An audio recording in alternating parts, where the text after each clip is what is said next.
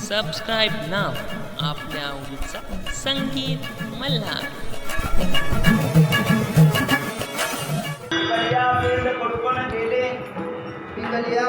कडूपण गेले तैसे आम्हा गेले पांडुरंगी काम क्रोध लोभ निवाले काही सर्व आनंदाची सृष्टी झाली.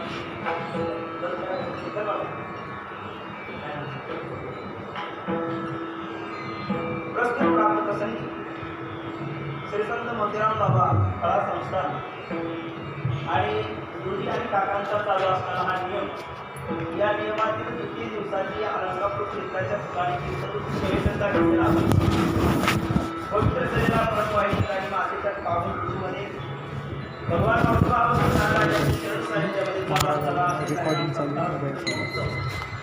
या उत्सवामध्ये तृतीय दिवसाच्या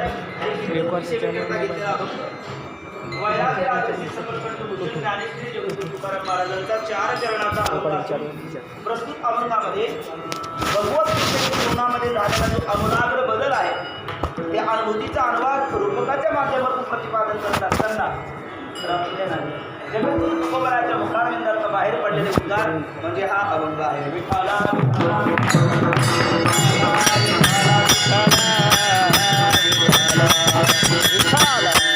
जगद्गुरु तुकोबरा म्हणतात, आमची अवस्था भगवत कृपेने ते सेंदाळासारखी झाली. या सेंद कडूपण गेले तैसे आम्हा गेले पांडुरंगी. सेंदाळाच्या ठिकाणी 3 अवस्था असतात. पहिलं सेंदाळ हे टणक असतं, दुसरी गोष्ट ते हिरवा असतं आणि तिसरी गोष्ट चवीनकीत कडू असतं. अगदी तशीच आमची अवस्था होती. आम्ही पहिले टणक होतो, जरा हिरवे होतो, कडू होतो. पण आमचा ते कडूपण, हिरवेपण आणि टणकपण हा भगवत कृपेने निघून गेला.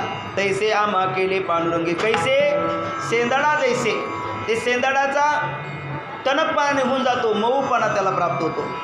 त्याचा हिरवेपणा निघून जाऊन पिवळा धमकपणा त्याला प्राप्त होतो आणि त्याचा कडूपणा निघून जाऊन मधुरपणा त्याला प्राप्त होतो. तशी स्थिती आमच्या जीवनामध्ये झाली. तैसे आम्हा केले पांडुरंगी. नेमकं काय परिवर्तन झालं हो महाराज? महाराज म्हणतात, काम क्रोध लोभ निमाले ठाईची. ठाईची शब्दाचा अर्थ या ठिकाणी त्यांची आत्यंतिक निवृत्ती झाली, लयरूप निवृत्ती नाही. लयरूप निवृत्ती तर शिशुक्तीमध्येही होते, वृत्तीसंधी कालातही होते, अन्य काही कारणास्तव होते, मद्याधिकाचं पान केल्याच्या नंतरही होते. ती नाही, आमच्या ठिकाणची याची आत्यंतिक निवृत्ती झाली. काम क्रोध निमाले ठाईची. आणि त्याचा परिणाम असा झाला की आनंदाला प्रतिबंध करणारे हे 3ही विकार होते. आता आनंद निष्प्रतिबंध झाला म्हणून अवघी आनंदाची सृष्टी झाली. अवघेची त्रैलोक्य आनंदाची आता शरणी जगन्नाथा चित्त ठेले. आणखी काय परिवर्तन झालं? प्रारब्धचे जीवन तुमचं कसं आहे? महाराज म्हणतात, आठव नाठव गेले भावाभाव. आठव आणि आठव सापेक्ष असणारा नाठव, नंतर भाव सापेक्ष असणारा अभाव, असा सापेक्षत्व भाव हा दोन्ही प्रकारचा निवृत्त झाला आणि झाला स्वयमेव पांडुरंग. आता तो परमात्मा आणि आम्ही, आमच्यामध्ये तिळमात्र भेद राहिला नाही. तुझं माझं नाही भेद केला सहज विरोध, किंवा मी तू पण जाऊ दे दुरी एकची घोंगडे पांगुर वारी. मी तो वासुदेव तत्वता कळो येईल विचारिता आहे ठाऊक सभागी हा संता तुझा नाही अनेक मागुता गा. अशी स्थिती आमच्या जीवनामध्ये प्राप्त झाली. आणि महाराज तुम्हाला आता काय वाटतं हो? तुकोबरा म्हणतात, माझ्यासारखा भाग्यवान मीच स्वतःला समजतो. तुका म्हणे भाग्य या नावे म्हणजे संसारी जन्मी जे याची लागी. या नरदेहाला येण्याची ती कर्तव्यता म्हणजे भगवान परमात्म्याची कृपा संपादन करणं. ती कृपा आम्ही संपादन केली आणि त्यामुळं खरं भाग्य आमच्या जीवनामध्ये प्राप्त झालं. आम्ही स्वतःला भाग्यवान समजतो. म्हणजे भगवत कृपेने जीवनामध्ये झालेला आमूलाग्र बदल, त्या अनुभूतीचा अनुवाद करत असताना महाराजांच्या मुखारविंदातनं बाहेर पडलेले उद्गार म्हणजे सेवेला घेतलेला आजचा अभंग. विठाला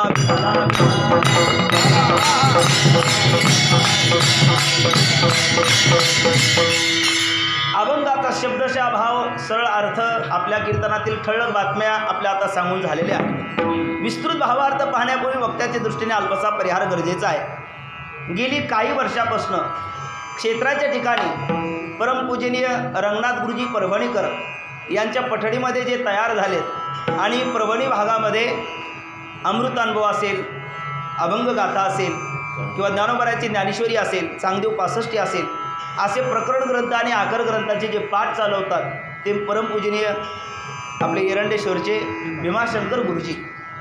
आणि दुसरी महनीय मूर्ती वैराग्यनिष्ठ तपोनिष्ठ आणि अशा प्रतिकूल कालामध्ये सुद्धा परमार्थाची अनुकूलतेचा सतत अभ्यास करणारे आणि अनेकाकडनं करून घेणारे, आपणही करणारे आणि अनेकाकडनं करून घेणारे प्रेममूर्ती आपले काका. हे दोन्ही महापुरुष एकत्र येतात आणि प्रतिवर्षी आपल्याला तर ते घडावंच, पण आपल्या इतरांनाही ते घडावं म्हणून पंचक्रोशीचे जे भाविक माता भगिनी पुरुषवर्ग, जे काकांच्या सप्ताहानं जोडलेली मंडळी आणि जे गुरुजींच्या पाठाने आधी करून जोडलेली मंडळी, यांना एकत्र घेऊन प्रत्येक वर्षी ते अलंकापूर क्षेत्रामध्ये एक सप्ताह, नंतर भंडारा डोंगरावर, पंढरपुरावर असे वर्षातनं एक काही ठराविक कार्यक्रम ते असतात. पण यावर्षी वैश्विक महामारी आहे, म्हणजे सगळंच जग हे त्राहिमाम झालेलं आहे. पण अशाही कालावधीमध्ये आणि त्या कोरोनाने अतिक्रमण बऱ्याच ठिकाणी केलेलं आहे, अगदी हबपलंही त्याला सोडलं नाही. मग गुरुजींना सुद्धा त्यांनी एकदा थोडासा आपल्या ताब्यात घेण्याचा प्रयत्न केला, पण ते महापुरुष असल्यामुळे त्या ताब्यातून ते सुटले. पण मग आता त्यांच्या चिरंजीवाने सांगितलं यावर्षी तुम्ही शेवटी जा, काला आलं का त्यात सर्व आलं. आणि म्हणून गुरुजी आपले काका आलेत आणि गुरुजी शेवटी या ठिकाणी या उत्सवाला येणार आहे. प्रतिवर्षी हा कार्यक्रम नंगरात गुरुजी परभणीकर आपला प्रदक्षिणा रोड त्या मठामध्ये असतो आणि त्या प्रत्येक मला वाटतं 4-5 वर्षापासून माझ्याकडे एक सेवा गुरुजी आणि काकांच्या आज्ञेने, विठ्ठल महाराजांच्या आज्ञेने ही एक सेवा प्राप्त होते. आमचे काकाश्री आहेत आणि याही वर्षी ती सेवा अखंडितपणाने व्हावी, कारण या ठिकाणी निवृत्तीसंत हा सोपान महावैष्णव कठीण कठीण शब्दाचा अर्थ नियमाला करारी, म्हणजे नित्यनेम आपला चुकू नये. कार्यक्रम किती मोठा होतो किती छोटा होतो यापेक्षा नित्यनेम खंडित होतो की नाही, का तो अखंडित राहतो हे संताने भगवंताच्या दरबारामध्ये विशेषत्वाने पाहिलं जातं. म्हणून आपला नित्यनेम खंडित होऊ नये. आणि आळंदीच्या कुठल्याही कोपऱ्याला झाली तरी तो उत्सव तो अलंकापूर क्षेत्रातलाच आहे. आणि विशेषत्वाने मोतीराम बाबासारख्या महापुरुषाच्या या पावनभूमीमध्ये तो झाला तर निश्चितच रंगनाथ गुरुजी काय आणि मोतीराम बाबा काय ते महापुरुष एकच आहे, कारण त्यांच्या वृत्तीतला बोध हा एकच आहे. म्हणून अशा महापुरुषाच्या चरण सानिध्यामध्ये यावर्षी आपल्या बालगोपाळांच्या सहकार्याने हा उत्सव घडून येतो आहे. आणि दुसऱ्या दिवसाची कीर्तन सेवा आपले विठ्ठल बाबा आमचे काकाश्री यांच्या माध्यमातून आजची सेवा माझ्याकडे प्राप्त झाली. सेवेके करावे सांगितलेले काम या न्यायाने मी आपल्यासमोर कीर्तन सेवेकरता उपस्थित आहेत. साथ संगत करण्याकरता विठ्ठल बाबा म्हटले आज बाहेरचे कोणी नाही, पण आपल्या घरच्या मंडळीला खरं आजचं हे प्रदर्शन करण्याची संधी आहे, सुवर्ण संधी. आपले गोड मृदंग वाजवतात, एवढी गोड मंडळी टाळ खणखणीत वाजवतात, जरूर काय माऊलीच्या फडावर उभा राहिलो मी कीर्तनाला असा आनंद मला भेटतोय. फक्त टाळ फुटले तरी दुसरे आणतील विठ्ठल महाराज, तुम्ही चिंता करायची नाही. पण विठ्ठल विठ्ठल भजन आलं की टाळ खणखणीत वाजायचे, पुंडलिका गजर आलं की अगदी वर आपल्या वैकुंठवासी असणारे मोतीराम बाबांनी तिथून म्हटलं पाहिजे अरे वा वा काय मुलं गातात, काही मुलं टाळ वाजवतात, त्यांनाही आनंद वाटला पाहिजे, त्यांनी तिथून आपल्या कृतीकडे बघून टाळ्या वाजवल्या पाहिजे. असं खणखणीत आपण आनंद सर्वांनी घ्यायचा आहे. दुसरी महत्त्वाची गोष्ट, सात्संगत हा कीर्तनाचा प्राण आहे. जेणे म्हणे ज्ञानदेवा बोला अभंग, अभंग बोलता रंग कीर्तनी भरला. अगदी बचपनापासून बालपणापासून ज्यांचं कीर्तन आपलं गायन ऐकण्याकरता आम्ही आवडून राहायचो आणि त्यांच्यासारख्या ताना मात्र तेच मारू शकतात. ते सगळे त्यांच्यासारख्या चाली मीही गाऊ शकते कधी कधी त्यांचं ऐकून, पण त्यांच्यासारख्या ताना कोणाच्या निघत नाही. कारण त्यांच्यासारख्या ताना काढायचा माणूस हातपायी ताना ताता येईल, हा म्हणजे हातपाय ताणले तरी येणं शक्य नाही. असे हरिभक्त पारायण लक्ष्मण बाबा शेवाळे ते आवर्जून या ठिकाणी आशीर्वाद देण्याकरता उपस्थित आहे. आणि ज्यांनी अत्यंत गोड चाल, मला वाटतं पठाडे महाराजांच्या कॅसेटमध्ये जशा चाली गायल्या जातात, नाजूक साजूक अगदी स्वार्टबट स्वीट, आवीट थोडे परिनिरे आवीट घ्यावे त्याची खरे, अशी गोड चाल हृदयस्पर्शी. नाही तर काही लोक कीर्तनाच्या चालीतच संगीत भजन सुरू करतात. हे म्हणजे कीर्तन हे कीर्तनाची चाली कीर्तनं करता असते, कीर्तन चाली करता नसतं. पण काही लोक तास तास त्या चालीमध्ये घालवतात. अगदी थोड्यामध्ये अत्यंत गोड चाल गायली ते हरिभक्त पारायण. आम्ही यांच्या घरी मधुकरी, मी 3-4 वर्षे मधुकरी केलेली आहे बाबांच्या घरी. ते हरिभक्त पारायण शिंदे बाबा आणि हरिभक्त पारायण गोंडे बाबा. ते बऱ्याच वेळेला आपलं अमृतधाम आणि मंडईमध्ये मी बाबांना बघितलेलं आहे. ते आवर्जून या ठिकाणी उपस्थित आहेत. अन्य सर्वच आमचे काकाश्री आहेत जे प्रत्येक कार्यक्रमाला फळाचा कार्यक्रम म्हटलं का ते असतातच. आणि आवर्जून ज्यांना मी बोलून घेतलं निमंत्रण देऊन आमचे आकाश महाराज, आपण सर्वच जण ही सगळी आमची बालगोपाळ मंडळी, काही पाठाला मागे यायची, मध्यंतरी कोरोनाच्या काळात त्यांनी गैरहजेरी केली, आता पुन्हा हळूहळू सुरू झाली तर बरंच आहे. या सर्वांजणाला अंतकरणापासून धन्यवाद देऊन आपण अभंग सेवेकडे वळूया. ज्या ज्या वेळेला मधलं भजन येईल त्या वेळेला तुम्हाला काही सांगण्याची आवश्यकता नाही. तुम्ही हाताने टाळी आणि मुखाने नामचिंतन करणारच आहात. थोडा त्यामध्ये उत्साह भरून आपण सर्वजणी सेवा मारुती बाबांच्या आपला मोतीराम बाबांच्या आणि आदी करून माऊली महावैष्णव ज्ञानराजा आदी करून संत चरणाच्या चरणारविंदी समर्पित करण्याचा सर्वजण प्रामाणिक प्रयत्न करूया. विठ्ठला विठ्ठला.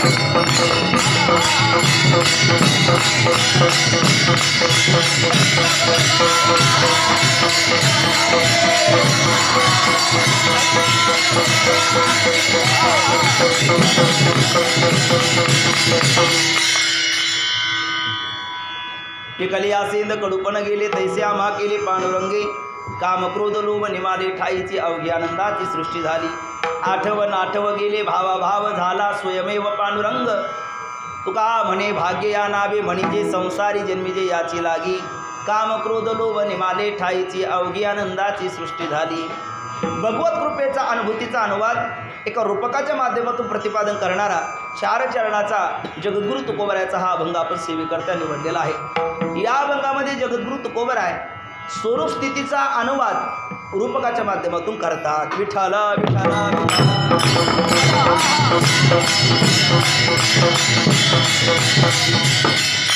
याचा अर्थ हा अभंग या अभंगाचे अधिकारी सर्वच आहे असं आपल्याला म्हणता येणार नाही. सगळीच अभंग सर्व करता नसतात. एक अभंग सर्व करता नाही, सर्व अभंग एका करता नाही, सर्व करता नाही, एक एका करता नाही, अशी कोटी वैद्य बाबा करायचे. म्हणजे सर्वच करता सर्व अभंग नसतात. तसा हा अभंग या अभंगाचा अधिकारी कोण? भगवत कृपा संपादन केलेला जगद्गुरु तुकोबरायासारखा महापुरुष या अभंगाचा अधिकारी आहे. या अभंगातील प्रतिपादित विषय काय? भगवत कृपेने जीवनामध्ये झालेला आमूलाग्र बदल याचा अनुभूतीचा अनुवाद रूपकाच्या माध्यमातून करणं हा या अभंगाचा विषय आहे. प्रयोजन काय? आठव गेले भाव झाला स्वयमेव पांडुरंग. काम क्रोध लोभ निमाले ठाईची अवघी आनंदाची सृष्टी झाली. अभंगाचं दुसरं आणि तिसरं चरण तुम्ही पाहिलं तर पूर्वार्धामध्ये इष्टाची प्राप्ती सांगितलेली आहे आणि उत्तरार्धामध्ये अनिष्टाची निवृत्ती सांगितलेली आहे. जे नको आहे ते दूर गेलं आणि जे अपेक्षित आहे ते जवळ आलं. नको आहे ते दूर कोण गेलं? काम क्रोध लोभ निमाले ठाईची. काम क्रोध लोभ गेले आणि जवळ असणारा अवघी आनंदाची सृष्टी झाली, इष्टाची प्राप्ती झाली. नंतर आठव गेले भाव हे दूर झाले जे दुःखाला कारण आहे आणि झाला स्वयमेव पांडुरंग ही इष्टाची प्राप्ती झाली. म्हणजे अभंगाच्या दुसऱ्या आणि तिसऱ्या चरणामध्ये प्रयोजन सांगितलेलं आहे. आता राहिलं संबंध. अभंग आणि अभंगातील विषय यामध्ये प्रतिपादक भाव संबंध आहे. सांगणारा अभंग आहे आणि अभंगातील भगवत कृपेचा अनुवाद हा विषय आहे. मग अभंग आणि अभंगातील विषय यामध्ये प्रतिपादक भाव संबंध आहे. विठ्ठला विठ्ठला.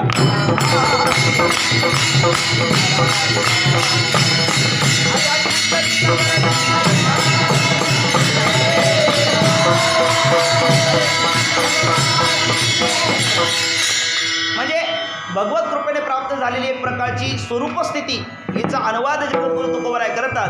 पण अनुवाद करण्याकरता पगडी मोठी असून चालत नाही, पोट मोठं असून चालत नाही, अंतकरण मोठं लागतं. हे गुरुजींचे शब्द आहे. रंगनाथ गुरुजी परभणीकर म्हणत असतात, ज्याची पगडी मोठी त्याला पंडित म्हणतात, ज्याचं पोट मोठं त्याला महाराज म्हणतात. म्हणजे माझं अजून व्हायला लागलं तसं थोडं अजून तेवढंसं झालं नाही. आणि ज्याचं अंतकरण मोठं त्याला संत म्हणतात. विठ्ठला विठ्ठला विठ्ठला. हे एवढा माझा तो अधिकार नाही गुरुवाराच्या शब्दाचा अनुवाद म्हणून मी बोलतो.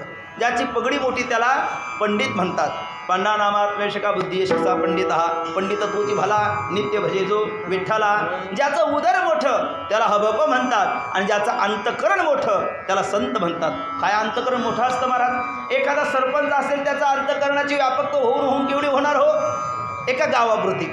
गाव संपलं, गावाच्या बाहेरचा शेजारच्या गावाचा तो सरपंच विचार करतो काय? नाही छे करणारच नाही. म्हणजे त्याचा अंतकरण मोठं आहे कुठपर्यंत? गावापुरतं. बोलत चला पुढे. ज्याचं अंतकरण पार झालं तर मोठं असेल जिल्ह्यापुरतं त्याला म्हणतात, आपलं तालुक्यापुरतं मोठं अंतकरण असेल तर त्याला म्हणतात आमदार. तुम्हाला माहिती नाही? आमदार आहे ना, दमदार आमदार आहे ना, आमदार. आणि ज्याचं जिल्ह्यापुरतं अंतकरण विशाल असेल तर त्याला म्हणतात खासदार. ज्याचं राज्यापुरतं अंतकरण मोठं झालं त्याला म्हणतात मुख्यमंत्री. आणि ज्याचं देशापुरतं अंतकरण मोठं झालं त्याला म्हणतात आज की बार मोदी सरकार, प्रधानमंत्री. त्याला PM म्हणतात, पंतप्रधान म्हणतात. परंतु जीवाची धाव संपली, जीवाचं अंतकरण मोठं होऊन होऊन कुठपर्यंत होऊ शकतं? देशापुरतं, याच्या पुढे होऊ शकत नाही. विश्वापुरतं अंतकरण मोठं केवळ आणि केवळ संतांचंच आहे. हे विश्वाची माझे घर, ऐसी मती जयाची स्थिर, किंबहुना चराचर आपणची झाला. या विश्वाला गवसणी घालणारं अंतकरण केवळ संतांचं असतं आणि संतच अशा अनुभूतीचा अनुवाद करू शकतात. विठ्ठला विठ्ठला.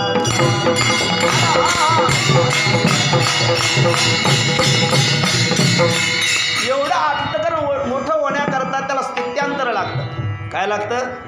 बोला, काय बोललो मी? स्थित्यांतर लागतं. पण त्यामध्ये हे स्थित्यांतर होत असताना देशांतराचं स्थित्यांतर नव्हे, वृत्यांतर आपलं ग्रामांतराचं स्थित्यांतर नव्हे, भावांतराचं स्थित्यांतर नव्हे, इथं वृत्तीचं स्थित्यांतर पाहिजे.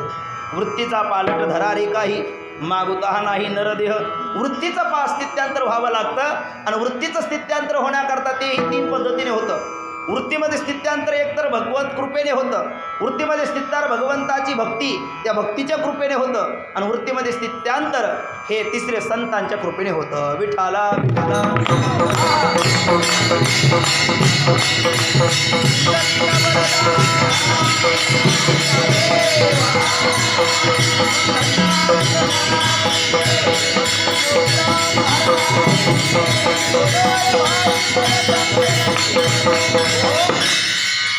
वृत्तीमध्ये स्थित्यांतर 3 पद्धतीने होतं. वृत्यांतर होण्याकरता परमार्थामध्ये वृत्यांतराची अपेक्षा आहे. देशांतर ग्रामांतर ह्या भागावर नाही. वृत्यांतर झालं नाही पाटले अंतरी. अंतरात जर पालट झाला नाही, बाकी काही केलं नाही, निर्मळ जीवन काय करील साबण. वरी भगवा झाला नामे, अंतरी वश केला कामे, त्याला म्हणू नये साधू, जगी विटंबना बाधू. अर्थात वृत्यांतर अपेक्षित असतं आणि वृत्यांतर काका 3 कृपेने होतं. एक भगवंताच्या कृपेने होतं, जर भगवंताची लाडकी असणारी भक्तिमाता तिचे कृपेने होतं आणि तिसरं वृत्यांतर संत कृपेने होतं. विठ्ठला विठ्ठला.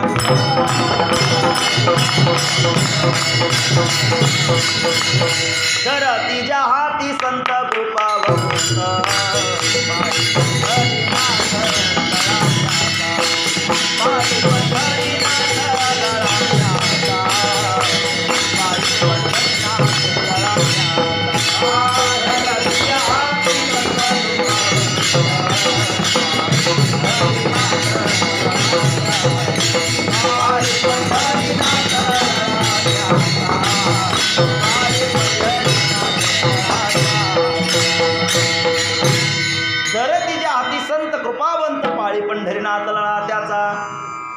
संतांनी अंगीकार केल्याच्या नंतर त्याचा भगवंतालाही पालन करावा लागतो. संतांनी त्याचा अंगीकार केला पाहिजे. संतांनी अंगीकार केला धरतीच्या हाती संत कृपावंत, मग पाळी पंढरीला आता लळा त्याचा. पंढरीला नाथाने त्या अनकादी व्यक्तीचा देखील लळा पाळावा. याचं कारण त्याच्यामध्ये स्थित्यांतर झालेलं आहे, वृत्यांतर झालेलं आहे. पण कोणाच्या कृपेने? संतांच्या कृपेने. दुसरं वृत्यांतर होतं भक्तीच्या कृपेने. पुढे भक्तीने धरिले हात, पुढे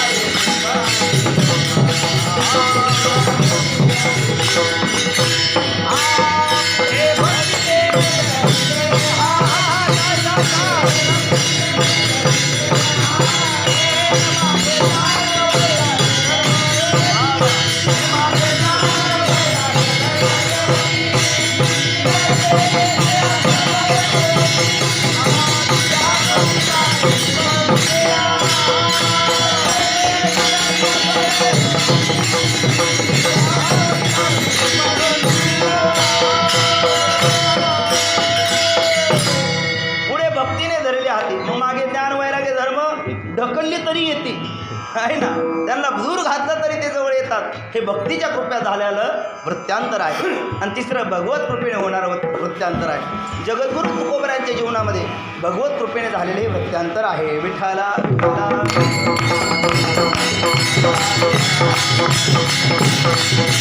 आणि कोणतं प्रत्यांतर आहे म्हणाल तर हे स्वरूप स्थितीतलं प्रत्यांतर आहे. 4 गोष्टी असतात, बारकाईने ऐका, काही जाणकार मंडळी आहेत. एक, ज्याच्यामध्ये प्रतीती नाही आणि अनुवादही नाही, म्हणजे प्रतीती नाही आणि सिद्धीही नाही, त्याला अजातवाद म्हणतात. ज्याच्यामध्ये प्रतीती आहे, सिद्धी आहे, त्याला परिणामवाद म्हणतात. ज्याच्यामध्ये प्रतीती आहे पण सिद्धी नाही, त्याला विवर्तवाद म्हणतात. आणि ज्याच्यामध्ये प्रतीती नाही पण सिद्धी आहे, त्याला स्वरूप स्थिती म्हणतात. विठाला विठाला विठाला. हे गुरुजींचे शब्द आहे. ज्याच्यामध्ये प्रतीती नाही आणि सिद्धी नाही, त्याला कोणता वाद म्हणायचं? हे मुलांनो ध्यानात ठेवा ना थोडंसं. 4 शब्द सांगतो मी: अजातवाद, परिणामवाद, विवर्तवाद आणि स्वरूप स्थिती. कोण सांगू शकतं? 500 रुपये बक्षीस एका दमा. तुम्ही नाही कोणी? हां, आणि मी एवढं वेळ आहे का एकदम 500 रुपये द्यायला? आता सांगतो, पण आता 500 रुपये गेले. 1 अजातवाद, 2 परिणामवाद, 3 विवर्तवाद आणि 4 स्वरूप स्थिती. बोला एकदा: अजातवाद, परिणामवाद, छान, विवर्तवाद, स्वरूप स्थिती. वा. आता ज्याच्यामध्ये प्रतीती नाही, सिद्धी नाही, तो नंबर 1. हां, वा, अजातवाद. ज्याच्यामध्ये प्रतीती आहे, सिद्धी आहे, तो नंबर 2, परिणामवाद. वा. ज्याच्यामध्ये प्रतीती आहे पण सिद्धी नाही, तो नंबर 3, विवर्तवाद. ज्याच्यामध्ये प्रतीती नाही पण सिद्धी आहे, नंबर 4, स्वरूप स्थिती. 4 शब्द ध्यानात ठेवणार. ठीक आहे. नंबर 1चा आहे अजातवाद. ज्याच्यामध्ये प्रतीतीही नाही आणि सिद्धीही नाही. बोलाचीच कढी, बोलाचाच भात, जेवण्या कोण तृप्त झाला. ऐका ऐका, भीष्माचार्याचा मुलगा होता. कोणाचा? ऐकता ना तुम्ही? भीष्माचार्याचा मुलगा, हनुमंतरायाची मुलगी, त्यांचं लग्न झालं म्हटले काका. लग्न झाल्याच्या नंतर मंडप टाकला होता. कोणाचा? आकाशाचा. सशाच्या शिंगाची खांबं होते. आकाशाचा मंडप होता आणि बिना हातपायाची माणसं धाऊ धाऊ वाढत होते, बिना मुडक्याची माणसं जेवत होती. आणि लग्न कोणाचं होतं? भीष्मपितामहाच्या मुलगा आणि हनुमंतरायाची मुलगी. आता खरं सांगा, हे बोलण्यात आहे का दिसण्यात आहे? अरे वा वा, हे राहिलंच ना. वैद्य बाबा सांगायचे कासवीचे तुपात तळलेली पक्वान्न होती, आहे ना. मग आता ह्या सगळ्या गोष्टी बोलण्यात आहे का वस्तुस्थितीत आहे? बोलण्यात आहे, अनुभूतीत नाही. वंद्याचा पुत्र कोणी पाहिला? पटकन वर गोड करा. अरे पुत्र पाहिला असेल तर वंद्या कशी, आणि वंद्या असेल तर पुत्र कसा? वांझेची आले का कैची जन्मपत्रिका, नवी निळे भूमिका खेकुल पुपा. हां, वंद्या पुत्र नाहीच आहे. सस्याला किती शिंगा असतात? ए भैया, तुझं नाव काय? हां, पटकन बोल. चिदंबरेश्वर, श्रीराम, दिगंबर. वा वा, दिगंबरेश दिगंबर. हां, ठीक आहे. सस्याला किती शिंगा असतात? 2 शिंगा असतात, 3 शिंगा असतात? खरं बोल. शिंग नसतात. हां, ठीक आहे. सस्याला शिंगच नसतात. आकाशाला कोणती फुलं असतात? छोटी असतात का मोठेली असतात? आकाशाची फुलं नसतात. बरोबर आहे. खपुष्प, शशशृंग, वंध्यापुत्र, नरविशाल, या सगळ्या गोष्टीचा प्रतीती आहे का सिद्धी आहे? बोला. प्रतीतीही नाही आणि सिद्धीही नाही. मग झाला ना तो नंबर 1चा वाद, अजातवाद. न काशी जायते विवाह, न कशी जायते जीवा, संभव शास्त्र न विद्यते, एतद उत्तमम सत्यम यत्र किंचिन न जायते. नाथबाबा भावार्थ रामायणामध्ये म्हणतात, संसार एक झाला होता, हे तस मूळ विद्या वार्ता, पुढे होईल मागुता, कदा कल्पांती घडे ना. ज्ञानोबा तेच म्हणतात, आगाजे झालीची नाही, तयाची वार्ता पुससी काही. ज्ञानोबा तेच म्हणतात. तुकोबराय म्हणतात, न झाला प्रपंच आहे परब्रह्म, अहम सोहम ब्रह्म आगळले. याचा अर्थ सर्वांनी या अजातवादाचा अनुवाद केलेला आहे. ज्याच्यामध्ये प्रतीतीही नाही आणि सिद्धीही नाही, तो नंबर 1चा वाद अजातवाद. ज्याच्यामध्ये प्रतीतीही आहे आणि सिद्धीही आहे, त्याला म्हणतात नंबर 2 विसरला नाही ना, परिणामवाद. ज्याच्यामध्ये प्रतीतीही आहे आणि सिद्धीही आहे. परिणाम कशाला म्हणतात? उपादानाच्या समान स्वभावान आणि अन्यथा रूप असतो, त्याला परिणाम असं म्हणतात. जाऊ द्या सोडून. म्हणजे पूर्वावस्था परित्याजी अवस्था अंतर्भानम परिणाम. पूर्वावस्थेचा परित्याग करून अन्यात रूपाने वाहन होणे, याला परिणाम असं म्हणतात. दुधाचं काय होतं? बोला ना, दही होतं. दुधाचं काय बनतं? मग दुधाचा परिणाम कोण? दही. मृतिकेचा परिणाम कोण? घट. वा, पटापटा बोलताय तुम्ही. तंतूचा परिणाम पट मृतिकेचा परिणाम घट, दुधाचा परिणाम दही, तसं मायेचा परिणाम जगत. वा, मायेचा परिणाम जगत, अविद्याचा परिणाम आपला असणारा देह, बरोबर ना. मग हा परिणाम आहे, याच्यामध्ये प्रतीती आहे आणि सिद्धी आहे. या देहाची प्रतीती येते की नाही, आपल्याला दिसतो का नाही. जगताची प्रतीती येते का नाही. बरं, जगत झालं कोणापासून, मायेपासून, सिद्धी आहे. देह झाला का कोणापासून, देह कपाचाचे झाले, कर्माचे गुणी गुंतले, हव तसे जागी सुदले, जन्म मृत्यूच्या. देह कोणाचा झाला, पंचमहाभूताचा, प्रतीती आहे, सिद्धी आहे. घट कोणाचा झाला, पटकन बोला. मातीचा आहे ना. माती नसेल तर माती होईल, माती घट होईल काय का, घट आहे ना. माती नसेल तर घट होऊ शकत नाही. मग घटाचं मान ज्ञानोबरा म्हणतात ज्ञानेश्वरीमध्ये, भूमी यातुनी स्वयंभ, काय घड्या गाडग्याचे निगती कुंभ, परिते कुलालमतीचे गर्भ उमटले की, काय कापसाचे कोटी, कापडाची होती पेटी, वेढी तयाची तिठी कापड झाला. मग हे परिणामवाद आहे, ज्याच्यामध्ये प्रतीतीही आहे आणि सिद्धी आहे, तो परिणामवाद. आता तिसरा वाद विवर्तवाद. वा, ज्याच्यामध्ये काय आहे काय नाही. हां, ज्याच्यामध्ये प्रतीती आहे पण सिद्धी नाही. दिसतंय पण सिद्ध होत नाही ना. प्रतीती आहे पण सिद्धी नाही, तो विवर्तवाद. कसा तो बघा. रज्जुवरी वासला सर्पथोर, नाथबाबा म्हणतात नाथ भागवतामध्ये, केला वाद्याचा गजर अथवा मंत्राचा उच्चार, सर्पानु मात्र ढळेना. रज्जूवर काळा विषारी भुजंग आपल्याला भासला, रज्जूवर सर्पाचा भास झाला, बरोबर की नाही. मग त्या ठिकाणी ओम ऐम ग्रीम क्लीम फट स्वाहा असं म्हटलं तर सर्प जातो का, मारल्याच्या नंतर जातो का, नाही जात. कारण त्याची प्रतीती आहे पण काय नाही, सिद्धी नाही. विवर्तवादातल्या स्वप्नात आपल्याला काही दिसत नाही, सगळं काही दिसतं, प्रतीती आहे पण त्याची सिद्धी आहे का. मग काही पदार्थाची प्रतीती असते पण सिद्धी नाही. तसे जगतसुद्धा प्रतीतीला येतं पण पारमार्थिक दृष्टीने याची सिद्धी आहे का, नाही. हे रज्जू सर्पाकार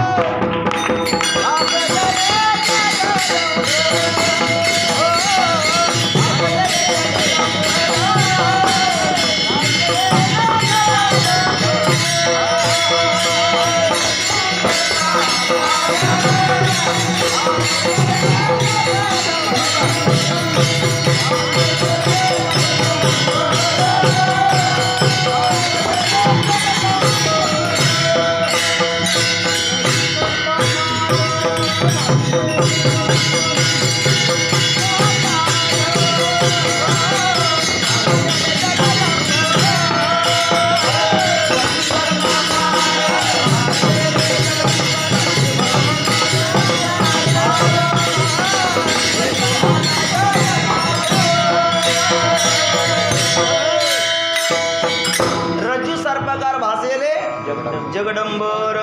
रज्जूवर आपल्याला सर्प असतो का दिसतो, भासतो. पण भासतो तो असतो काय, तो असतो का दिसतो म्हणून असतो का नसतो म्हणून दिसतो. नसतो म्हणून नसतो पण नसताना दिसतो. आहे ते रज्जू झाकवतो आणि नाही ते स्वरूप आपल्याला दाखवतो. खरं तो सर्प आहे काय, नाहीच आहे, नाहीच आहे. पण नसणारा सर्प दिसला नाही का आपल्याला, दिसला. पण दिसला म्हणून तो काय खरा आहे का, नाही. मग तो खरा वाटतो की नाही, वाटतो. कोणामुळे, रज्जूचं अज्ञान असतं म्हणून. एकदा वियम रज्जू रूपाने रज्जूचं ज्ञान झाल्याच्या नंतर रज्जूवरचा सर्प कुठे गेला, रज्जूरूप झाला. विठाला विठाला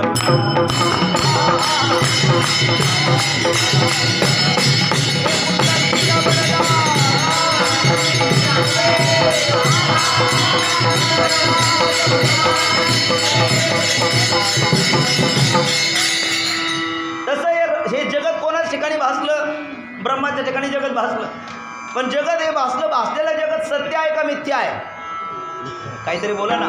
ब्रह्म सत्यम जगन मिथ्या जीव ब्रह्मैव नापरः. ब्रह्म सत्य आहे, जगत मिथ्या आहे आणि जीव हा ब्रह्मरूप आहे. मग सत्य किती, दोन गोष्टी आहे का तीन आहे का एकच आहे, एकच आहे. सत्य तू विठ्ठला का गहा दाविला जगदाकार. सत्य एकच आहे, एकमेवा द्वितीयम ब्रह्म न यहना नास्ति किंचन यह किंचनापि नाना नास्ति किंतु एकमेव द्वितीयम ब्रह्म अस्ति. ब्रह्मच एक सत्य आहे, जगत मिथ्या आहे. पण एक छोटीशी शंका जी आपण सकाळी पाठामध्ये पाहिली. ब्रह्म सत्य आहे बघा, थोडं बारकाईने जाणकार मंडळी बघा. ब्रह्म काय आहे, सत्य आहे. मग ब्रह्म सत्य आहे आणि जगत कसं आहे मिथ्या आहे. मग मिथ्या हा झाला धर्म आणि जगत झालं धर्मी. मिथ्या झाला बघा थोडं बाबा, मिथ्या हा धर्म आणि जगत झालं धर्मी. मग आता हे जगत आहे. आता कल्पना करा, हे जगत कोणावर भासलं ब्रह्मावर. मग हे जगत कसं आहे मिथ्या आहे. जगत कसं आहे मिथ्या आहे आणि ब्रह्म कसं आहे सत्य आहे. मग मिथ्या हा धर्म म्हणजे हे जगत याच्या ठिकाणी राहिला हा मिथ्यात्व धर्म. जगत हे मिथ्यात्व धर्म. मग मिथ्यात्व धर्म हा जगताच ठिकाणी आहे. पण पूर्व पक्षाने प्रश्न केला, जगत मिथ्या आहे तुम्ही म्हणता, पण मग मिथ्यात्व हा धर्म जगाच्याच ठिकाणी राहिला. जगत झालं धर्मी, मिथ्यात्व झाला धर्म. हा मिथ्या धर्म जगाच्याच ठिकाणी जो तुम्ही प्रतिपादन केला, हा मिथ्या धर्म मिथ्या आहे का सत्य आहे? काय प्रश्न केला? जगत मिथ्या म्हणता, मिथ्या हा धर्म आहे, तो धर्म मिथ्यारूपी धर्म सत्य आहे का मिथ्या आहे? मिथ्यारूपी धर्म मिथ्या म्हटलं तर जगत कसं होईल? सत्य होईल. जगत कसं होईल? कारण मिथ्या म्हणणं आम्ही म्हणलो हा मनुष्य खोटा बोलत नाही, आमचे महाराज घेत नाही, म्हणजे आमचे महाराज घेत नाही असं नाही, म्हणजे घेतात. आमचे महाराज घेत नाही असं नाही, म्हणजे घेतात आहे ना. तसं जगत मिथ्या आहे आम्ही म्हणतो, हे म्हणणं मिथ्या आहे म्हणजे जगत सत्य आहे. जगत काय ठरेल? सत्य ठरेल. मग जगत सत्य ठरलं तर जगत एक सत्य आणि ब्रह्म एक सत्य, अलिंद्वैतापत्य म्हणले. मग असं म्हणता येत नाही. मग हे मिथ्यात्व धर्म जगाच्या ठिकाणी मिथ्यात्व धर्म मिथ्या आहे असं म्हणणं आमचं सत्य आहे. दुसरं काय म्हणला? जगत मिथ्या आहे असं आमचं म्हणणं, मिथ्यात्व धर्म मिथ्या आहे असं आमचं म्हणणं सत्य आहे. मग मिथ्यात्व धर्म मिथ्या आहे म्हणणं सत्य एक आणि ब्रह्म एक सत्य, तरी द्वैतवाद आला. तरी काय आला? द्वैतवाद आला. आणि वेदांताला शून्यवाद आणि द्वैतवाद नको आहे. वेदांताला शून्यवाद आला आणि द्वैतवाद आला का वेदांताची इमारत पाण्यात गेली. वेदांताला या दोन गोष्टीपासून बचावावं लागतं. एक शून्यवाद नको आणि दुसरा द्वैतवाद नको. मग याकरता आपल्याला काय म्हणावं लागेल? मिथ्यात्व धर्म मिथ्या आहे असं म्हणलं तरी जगत सत्य होणार नाही. स्वप्नात किती वेळेला सत्य म्हटलं म्हणजे स्वप्न जागृती सत्य होतं. स्वप्नात सत्य म्हणत नाही काय आपण? स्वप्नात सत्य वाटत नाही का आपल्याला? स्वप्नात सत्यत्व आणि स्वप्नात आपण व्यवहार करत नाही का? पण स्वप्नात सत्य म्हणलं, स्वप्नात सत्य वाटलं, स्वप्नामध्ये स्वप्नाचा सत्यत्वाने व्यवहार केला तरी जागृतीत आल्याच्या नंतर स्वप्न सत्य ठरतं, बरोबर? नाही ठरत. स्वप्न मिथ्याच ठरतं. हां, स्वप्नीची या घाया ओखद चेवची धनंजया, तैसे अज्ञान मुळा या ज्ञानाची खडग. हां, स्वप्नामध्ये स्वप्नाचा सत्यत्वाने कितीही व्यवहार करा, पण स्वप्न सत्य ठरत नाही. किंवा आणखी एक बोललो होतो आपण, प्रमाण उत्पादिता या विद्या सा प्रबलम प्रमाण विना न नश्यते. आणि शब्दात प्रबलम मानम न इच्छते. हे जगत मिथ्या आहे ना. या जगत मिथ्या म्हणणारा एक वर्ग आहे, जगत सत्य म्हणणारा एक वर्ग आहे. पडली हे रूढी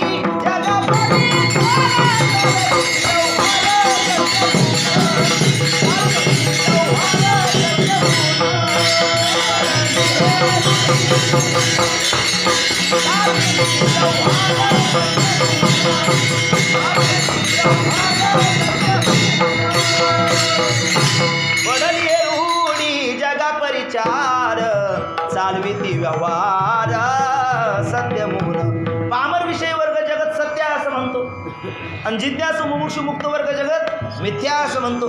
मग जगताला काही मिथ्या म्हणणार आहेत आणि जगाला त्याला काही सत्य म्हणणार आहेत.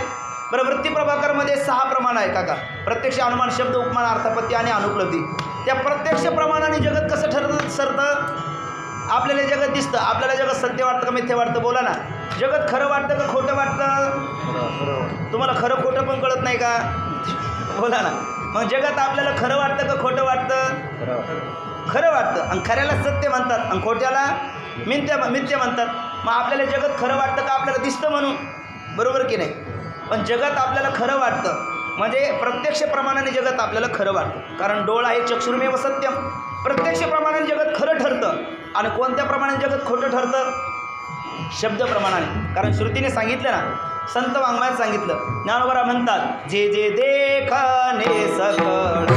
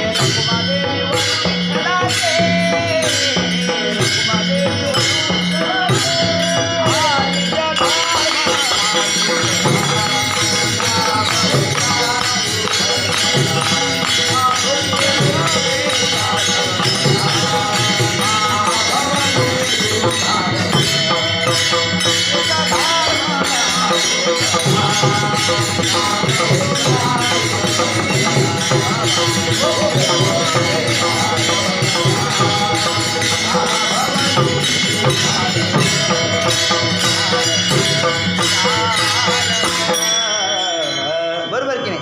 पहिलं प्रमाण सांगितलं आपण पडली एरवडी जगा परिचार चालविती व्यवहार सत्य म्हणून. आणि दुसरं प्रमाण ज्ञानोबराचं म्हणतात जे जे देखणे सकळ ते हे स्वप्नीचे मृगजळ. म्हणजे ज्ञानोबरा या जगाताला काय ठरवतात? मिथ्या. बरोबर की नाही. तुकोबराय सुद्धा जगाताला ठरवतात मिथ्या. आणि प्रत्यक्ष प्रमाणे जगत ठरतं सत्य. म्हणजे जगाताच ठिकाणी श्रुती प्रमाणाने, कारण वाचा बोलू वेदनीती करू संती केले ते वेदाचा अर्थ आम्हासेच ठावा इराने भावा भार माथा. बरोबर की नाही. मग तुकोबऱ्याचं वेद म्हणजे पण तुकोबऱ्याचा अभंग गाथा म्हणजे वेद नाही का हो? वेद आहे. आणि तुकोबऱ्याचं वेद म्हणजे शब्दप्रमाण. आणि शब्दप्रमाणे जगत कसं ठरतं? मिथ्या. आणि प्रत्यक्ष प्रमाणे जगत कसं ठरतं? सत्य. मग प्रत्यक्ष प्रमाणे जगत सत्य ठरते, शब्दप्रमाणे जगत मिथ्या ठरतं. पण जगत मिथ्या आहे का सत्य आहे? मग प्रत्यक्ष प्रमाणे दुर्बल आहे आणि शब्दप्रमाणे प्रबल आहे. तुम्ही सांगा, तुम्हाला ही पृथ्वी आता इकडे बघा खाली, आपण ज्याच्यावर जट या गडाईवर वगैरे बसलो, ही पृथ्वी आपल्याला सपाट दिसते का गोल दिसते? बोला ना. पृथ्वी आपल्याला सपाट दिसते का गोल दिसते? सपाट दिसते. पण आपण पृथ्वीला सपाट मानतो का गोल मानतो? गोल मानतो. बरोबर की नाही. मग आपण गोल मानतो हे आपल्याला प्रत्यक्ष प्रमाणाने पृथ्वी गोल दिसते काय? नाही. प्रत्यक्ष प्रमाणाने पृथ्वी कशी दिसते? सपाट. तरी आपण गोल मानली कशाने? खगोल भूगोल सांगतो, शब्दप्रमाण सांगतं म्हणून. मग इथे प्रत्यक्ष प्रमाणाचा बाद झाला शब्दप्रमाणात. आपला अनुभव आहे का व्यवहारामध्ये सुद्धा आपल्याला काय दिसतं याला महत्त्व नाही, शास्त्र काय सांगतं याला महत्त्व देतो. पृथ्वी आपल्याला सपाट दिसते, आपण आपल्याला दिसण्याला महत्त्व दिलं नाही. शास्त्र काय सांगतो? पृथ्वी गोल आहे, आपण ते मान्य करतो. मग जगत आपल्याला सत्य दिसते, या दिसण्याला महत्त्व नाही. शास्त्र काय सांगतं याला महत्त्व आहे. तस्मात् शास्त्रम प्रमाणन्ते. आणि शास्त्राने जगत काय सांगितलं? मिथ्या सांगितलं. मग जगताची प्रतीती आहे पण सिद्धी नाही. कोणता वाद? तिसरा विवर्तवाद. वा, छान. आणि प्रतीती नाही पण सिद्धी आहे, तो स्वरूप स्थिती. प्रतीती नाही पण सिद्धी आहे. मी ब्रह्म आहे याची प्रतीती आहे काय आपल्याला? नाही, पण याची सिद्धी आहे. आपण बोललो होतो मागे, तुम्हीच पटापटा बोला. पृथ्वीमध्ये पाणी आहे का? नाही आहे. त्याची प्रतीती आहे का? नाही, पण सिद्धी नाही काय? आहे. काष्टामधला अग्नी दिसतो काय? लाकडातला अग्नी नाही, मग प्रतीती आहे का? नाही, पण सिद्धी नाही का? आहे. फुलामधला मकरंद सुगंध दिसतो काय? नाही, प्रतीती नाही, पण सिद्धी नाही का? आहे. वायरमधली इलेक्ट्रिक पॉवर याची प्रतीती आहे काय? नाही, पण सिद्धी नाही का? आहे. मग प्रतीती येण्याकरता काय करावं लागेल? प्रक्रिया करावी लागेल. दुधात तूप नाही का? आहे. मग प्रतीती आहे का? नाही. मग दुधात तूप नाही म्हणून एखादा म्हणू लागला, ए चूप, दुधात तूप नाही. आपण ऐकून घेऊ काय? नाही. अरे तू चूप म्हण, नाही तर काही म्हण, दुधात तूप आहे म्हणजे आहे. तो म्हणेल आहे तर दिसत का नाही? त्याला म्हणावं लागेल बाबा प्रक्रिया कर. तसा जगात देव आहे, मग दिसत का नाही? प्रक्रिया कर. मग काय प्रक्रिया आहे? मन थोनी नवनीता तैसे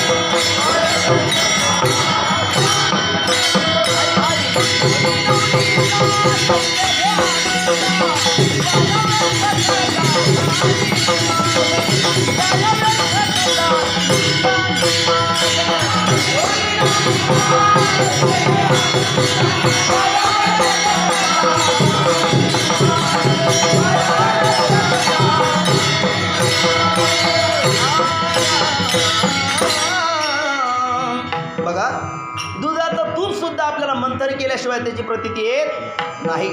लाकडातला अग्नी घर्षण केल्याशिवाय प्रतीती येत नाही. वायरमध्ये इलेक्ट्रिक पॉवर त्याला उपकरणं जोडल्याशिवाय प्रतीती येत नाही.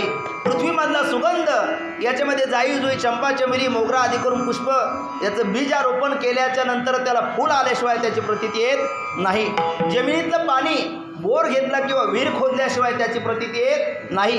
तसा जगातला देव भक्ती केल्याशिवाय त्याची प्रतीती येत नाही. विठ्ठला विठ्ठला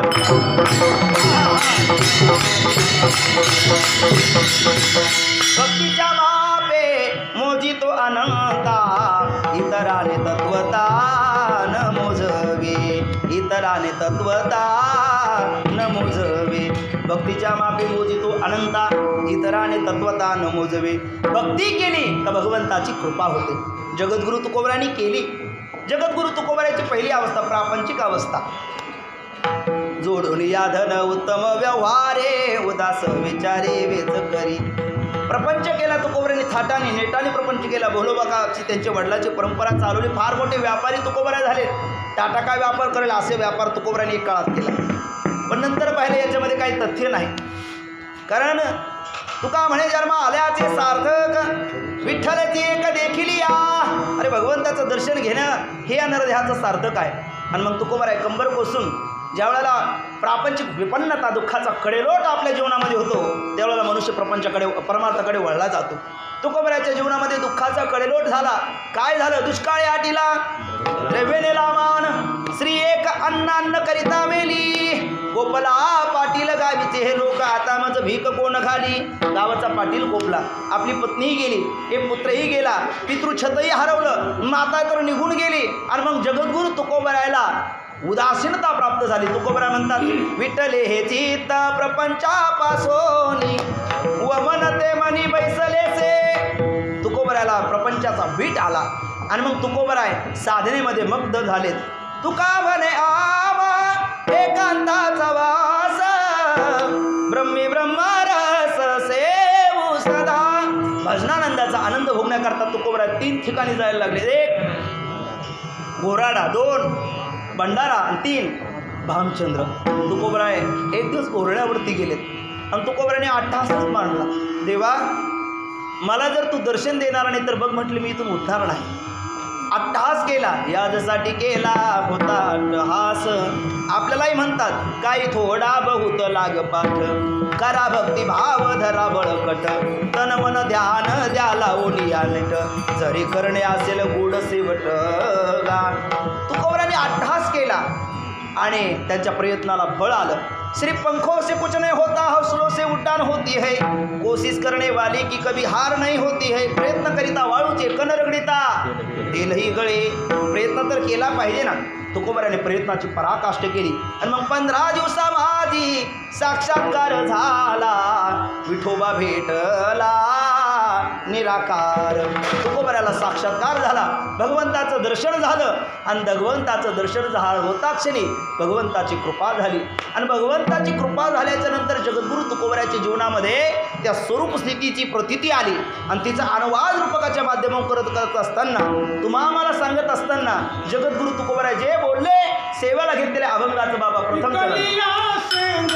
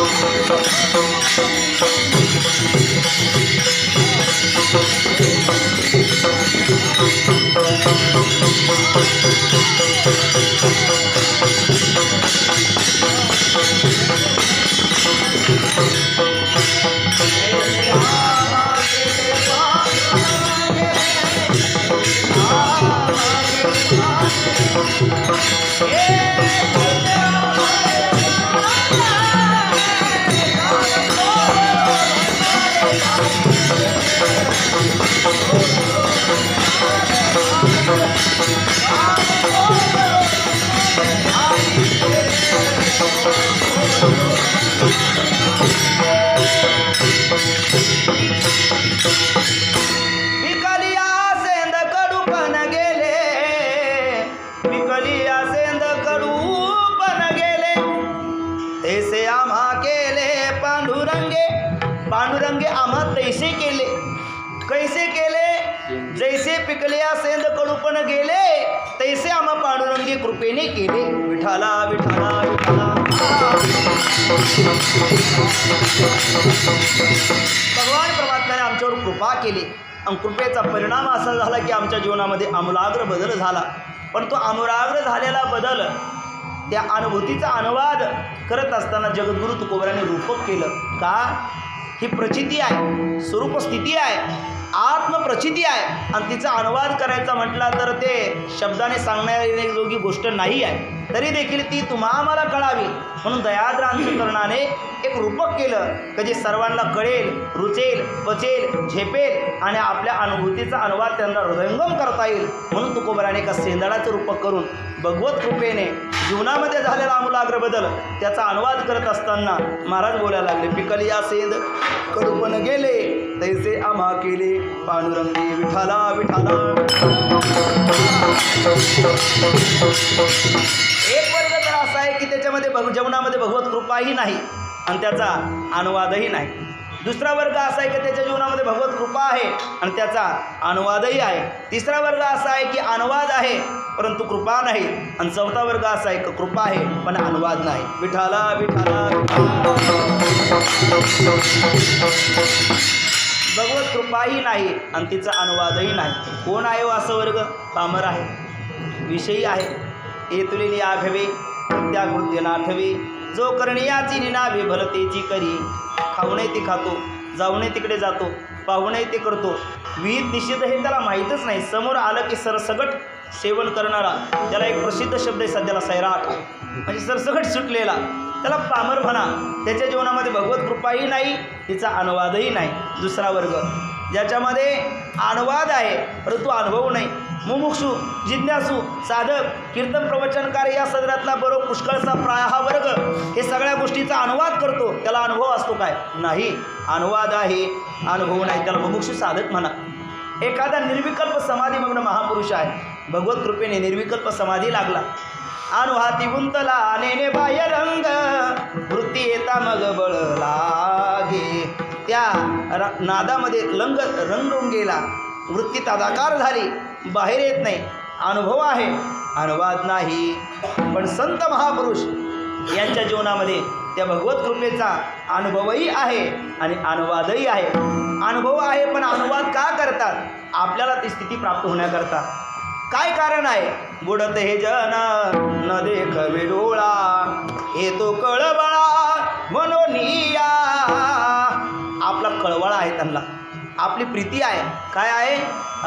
अर्भकाचे साठी पंते हाती धरिली पाटी किंवा तैसे संत जगी क्रिया करुणी दावी त्यांगी. बाळकाची चाली माता जाणून पाऊल घाली. जगद्गुरु तुकोबराने एकाच अभंगामध्ये 3 दाखले दिलेत. एक मातेचा, दुसरा नावेचा आणि तिसरा त्या अर्भकाचा. या 3 गोष्टी आईला पटापटा ती चालू शकते.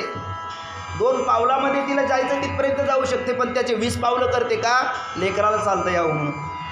नंतर त्या पंडिताला 1-2 त्या पंतुजीला लिहिण्याचं कारण नाही पण तरी तो पाठीवर गिरवत असतो का? त्या लेकराला येण्याकरता. एखादा पाहुण्याकरता सहज पलीकडे जाऊ शकतो पण तरी तो नावेचा आश्रय घेतो का? इतराला पाहून जात करून नेण्याकरता. तैसे संत जगी आणि क्रिया करुणी दावी त्यांगी. ती अनुभूती, ती स्वरूपस्थिती आपल्यालाही प्राप्त व्हावी म्हणून जगद्गुरु तुकोबर आहे एका रूपकाच्या माध्यमातून तिचा अनुवाद करतात. कारण नाहीतर ही स्थिती कूट प्रकरणातली आहे. विठाला विठाला विठाला.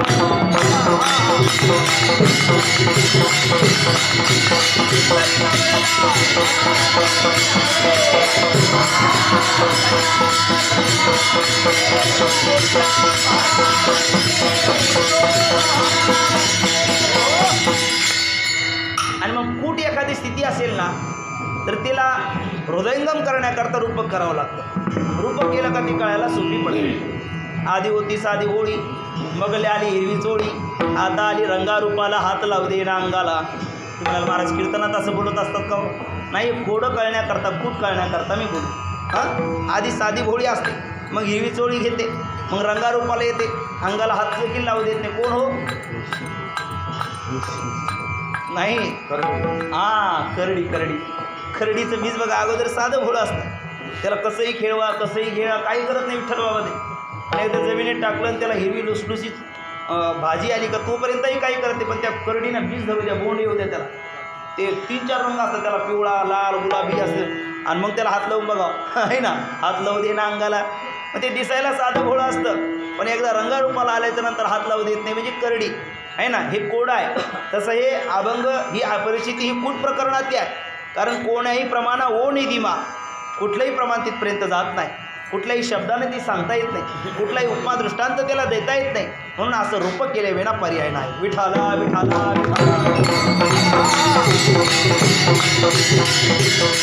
म्हातारा म्हातारी चिटकून मिटकून, म्हातारी नेली हिसकून, म्हातारं बसलं दात हिचकून. सांगता येईल काय? नाही काय बरं, आपण शेतकरी म्हणून असावं, हे सांगता यायला पाहिजे. शेवळे बाबा, म्हातारा म्हातारी चिटकून मिटकून, म्हातारी नेली हिसकून, म्हातारा बसलं जात हिचकून.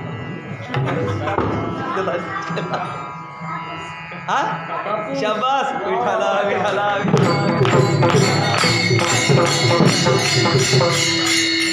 कापूस ना, ते कापसाचं बोंड आणि ती नक्की चिटकून बिलकून असते, पण ते बोंड काढून घेतल्याच्या नंतर ते दातीच खूप बसते ना. विठाला विठाला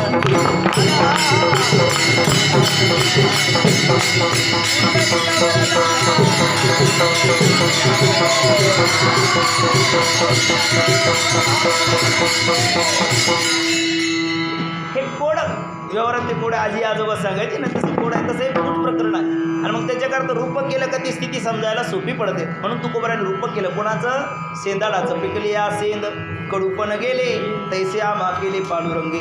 मी आरंभालाच बोललो, सेंदाडाच्या ठिकाणी 3 अवस्था अगोदर असतात आणि पश्चात काही काळ निघून गेल्याच्या नंतर 3 अवस्था जाऊन त्याला नूतन 3 अवस्था प्राप्त होतात. तुम्हीच बोला, पहिलं सेंदाड हे कसं असतं? कणखर असतं, म्हणजे टणक असतं. नंतर ते सेंदाड पुन्हा रंगाने हिरवं असतं आणि नंतर पुन्हा ते सेंदाळ त्या अवस्थेत जर तुम्ही खाल्ले तर ते चवीनं कडू असतं. बरोबर की नाही? तसं जोपर्यंत आपल्या जीवनामध्ये भगवंताची कृपा होत नाही तोपर्यंत हे जीवन देखील पहिलं कसं असतं? टणक असतं. लाटणे आयुष्या न लवे. कोणी जरी आलं तर ते लवत नाही. अहंकाराचा ताठा भरतो. काय सदा मुसमुसी धुळी जैसा. तारुण्याच्या मध्ये नमानी कोणासी सदा मुसमुसी धुळी जायचा आहे ना. अहंकारा हा तिळमात्र जरी होय अभिमान, मेरू तो समान भार देवा. बरं तो लवत नाही ना, लवतो का मनुष्य अगोदर? ताठरता त्याच्या भांगात भरलेली असते. म्हणजे हे सेंदडाची पहिली अवस्था, या देहरूपी सेंदडाची, जीवरूपी सेंदडाची. नंतर दुसरी अवस्था, ते सेंदाड रंगाने कसं असतं? हिरवं असतं. तसं याच्या ठिकाणी हिरवटपणा कोणता? अहममाध्यास. देहाते म्हणे मी, धनदारा पुत्र माझे. या देहालाच मी म्हणून बसतो आणि धनदारा पुत्राला माझे म्हणून बसतो. आणि शास्त्र असं सांगतं, अहंता ममता आहे ती दुःखास्पद येतोय. अहममाध्यास हे दुःखाचं कारण आहे. बरोबर की नाही? हा त्याच्यातला कोणता हिरवटपणा आहे. आणि नंतर ते पहिलं टणक हिरवं आणि चवीने कसं असतं? कडू असतं. कडू असतं. तसं हाही कडू असतो. इतका कडू असतो की आपलं तेच आपलं, याच्यावर भागलं नाही ते शेजाऱ्याचं पण आपलं. आपली टोपी आपल्या डोक्यात, शेजाऱ्याची सुद्धा आपल्या डोक्यात. आपला बाण तर आपल्या हातीत राहिलाच पाहिजे, पण शेजाऱ्याचाही फूट 2 फूट आपल्याकडे झाला पाहिजे आहे ना. हे कडवटपणा आहे. तसं जीवाने हा देह पाचा देह जो पाचाचा आणला उसना शेखिजाचा त्यासी देणे आहे. हे पाचाचं उष्णवारी चाललेलं आहे. पण कधी कधी काही भाडेकरू इतके भाडखाऊ असतात. रामकृष्ण घरातून बाहेर निघत नाही बाबा, घरातून बाहेर निघत नाही, घर आपलंच म्हणतात, बळकावून बसतात. तसा हा भाडेकरूला भाड्यानं हे देह दिलेलं आहे, पण या भाड्याला कळेल ना. खाली करा, नाथबाबाचं भारूड आहे काका. खाली करा घर भाड्याचे, भाड्याचे नोटीस आले आता घर मालकाचे. हे भाड्यानो, अरे घर मालकाचं नोटीस आलेलं आहे, खाली करा. नोटीस येतं म्हणजे काय येतं काय कसं बरं तुम्हाला माहिती आहे का? अहो नोटीस येणं म्हणजे पहिले कानपूर बधीर होता, तो टाकली तरी आवाज येत नाही. दुसरं नोटीस येतं, हे सगळे पांढरे होतात, पण लोक असे चॅप्टरे पुन्हा काळे करतात आहे ना. पांढऱ्याचं काळं करतात, मग काही त्याला जाऊ देत नाही. तिसरं नोटीस, लक्ष्मण बाबा सांगितलं, दंताडवाडी ओस पडते आहे ना, नोटीस आहे. चौथं नोटीस, नाक मुख कळू लागले लाळ आणि शेंबूड श्वानापरी गती झाली अवघी करते हाड हाड आहे ना. हे सगळं नोटीस आहे, पण याला न जुमानणं हेच याच्यातला कडवटपणा आहे. विठाला विठाला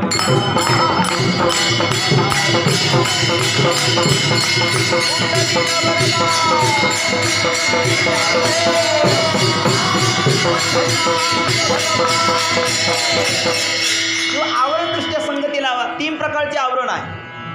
एक असत्वपादक आवरण, दुसरं आभाणापादक आवरण आणि तिसरं आनंदापादक आवरण. मग पहिला असणारा कणखरपणा असत्वपादक आवरण, दुसरा असणारा हिरवटपणा आभाणापादक आवरण आणि तिसरा असणारा कडवटपणा आनंदपादक आवरण. विठाला विठाला विठाला. देव नाहीच म्हणणं हा कडवटपणा आहे तर दिसत का नाही म्हणणं हिरवटपणा आहे. आणि विषया वाचून काही आणि सर्वता रम्यची नाही ऐसा स्वभावाची पाहिंद्रियाचा हा कडूपणा आहे जीवाच्या ठिकाणचा. मग हे तिन्ही जाण्याकरता 3 दोष जावे लागतात. कोणता? पहिला मल, दुसरा विक्षेप आणि तिसरा आवरण. भगवत कृपा झाली, निष्काम कर्माचा उपदेश त्याने केला, मल नावाचा दोष गेला, आमचा कणखरपणा टणकपणा गेला. भगवत कृपा झाली, निष्काम उपासनेचं मार्गदर्शन त्याने केलं, ते निष्काम उपासना आम्ही केली, आमच्या जीवनातला हिरवटपणा निघून गेला. आणि भगवत कृपा झाली, त्याने आम्हाला जीवशिवाय ज्ञान दिलं, आमच्या जीवनातला आवरण नावाचा दोष निघून गेला, आमचा कडूपणा जाऊन मधुरपणा प्राप्त झाला. पिकलिया सेंद कडूपण गेले, तैसे आम्हा केले पांडुरंगी. कैसे केले हो? सेंदाडाची पूर्व अवस्था जाऊन त्याला नित्य नूतन अवस्था प्राप्त होती, तसं सेंदाडाचा कडूपणा जाऊन ते कसं होतं? मऊ होतं. आम्ही इतके मऊ झालो का? जे जे भेटे भूत ते माने जे भगवंत, हा भक्ती योग निश्चित जाण माझा. जे भेटेल त्याला आम्ही नमस्कार करायला लागलो. नमन भक्तीचा आचार आमच्यात आला, आमचा कडवटपणा कणखरपणा निघून गेला. भगवत कृपा झाली आमच्या जीवनामध्ये, आमचा विक्षेप निघून गेला, म्हणजे व्यभिचार निघून गेला. आता करोत सपादी साधने, कोणी साधतो गोरांजने, आम्ही नवजो तया वाटा, नाचू पंढरी चोहटा. हे आमच्यातला काय आला? विक्षेप गेला ना. आणि नंतर संशय गेल्याच्या नंतर मात्र संशय आत्मविनश्यती, तोही आमचा निघून गेला. आणि त्यामुळे पिकले असेंद कडूपण गेले, तैसे आम्हा केले. पण हे कोणी केले? पांडुरंगे भगवंताने केलं. अशक्य ते तुम्हा नाही नारायणा, निर्जीवा चेतना अनावया. ते भगवान परमात्म्याने कृपा केली, आमच्या जीवनामध्ये आमूलाग्र बदल झाला. अहो नेमकं काय झालं? काम क्रोध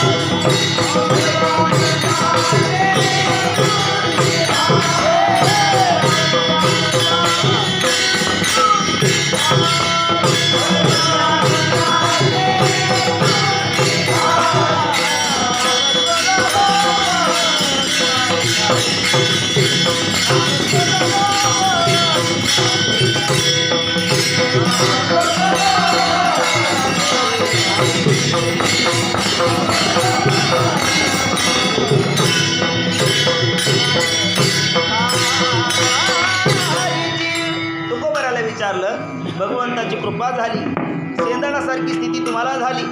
नेमकं काय परिवर्तन झालं हो? तुकोबरा म्हणतात, काम क्रोध लोभ निवाले ठाईची, अवघी आनंदाची सृष्टी झाली. खरं सांगू, हे काम क्रोध लोभ जाणं म्हणजे परमार्थातला अर्धा नाही, जवळपास 99% प्रवास पूर्ण झाला. आता 1% बाकी राहिला पुढचा इष्टाची प्राप्ती. पण हे पहिले आगंतुक जाणं म्हणजे परमार्थाचा फार मोठा पहाड चढून जाण्यासारखं आहे. कारण हे तिघं आले, आपले मारुती बाबा म्हणत असतात पाठात, तुमचं नरपुरीमध्ये तुम्हाला पहिलं आद्य क्रमांकाचं मानस स्थान पटवत यायचं आहे का? म्हणजे यमराज चित्रगुप्त यांनी म्हटलं पाहिजे आगतम महाराज, सुस्वागतम महाराज, शरणागतम बसा, आसन घ्या, आहे ना. आणि त्यांनी पहिला सन्मान आपला केला पाहिजे. 13वा नाट, 23वा आल्यावर संसारात तुम्ही एक करा, मुक्तिमार्ग हळूचे धरा, काळदंड कुंभ यातना थोरा, कार्य अग्रवादच कशी ना, नाही ते यमाशे करू ना. तसा यमपुरीचा सन्मान तुम्हाला अपेक्षित असेल ना, तुम्ही एक काम करा, या तिघाला हृदयामध्ये स्थान द्या. त्रिविधम नरकसेदम द्वारम नाशनमात्मनः काम क्रोध तथा लोभ तस्मादि तत्रयम त्यजेत. हे 3 आले का नरपुरीचा सन्मान आहे, आणि 3 गेले का वैकुंठाची प्राप्ती आहे. विठाला विठाला विठाला. या 3 जणांनी 3 जणांवर चपेट केला, म्हणून त्या 3 जणांचं जीवन उद्ध्वस्त झालं. बोला, राजा रावणाला पत्न्या किती? 80,000. 80,000 असून सुद्धा जानकी सीतेमातेकडे वाईट दृष्टीने पाहतो आणि आपल्या सहित सगळ्या कुळाचा विनाश करून घेतो. कोणत्या विकारामुळे? काम. बरोबर की नाही? रावणाची स्थिती. रामकृष्ण हरी विठ्ठला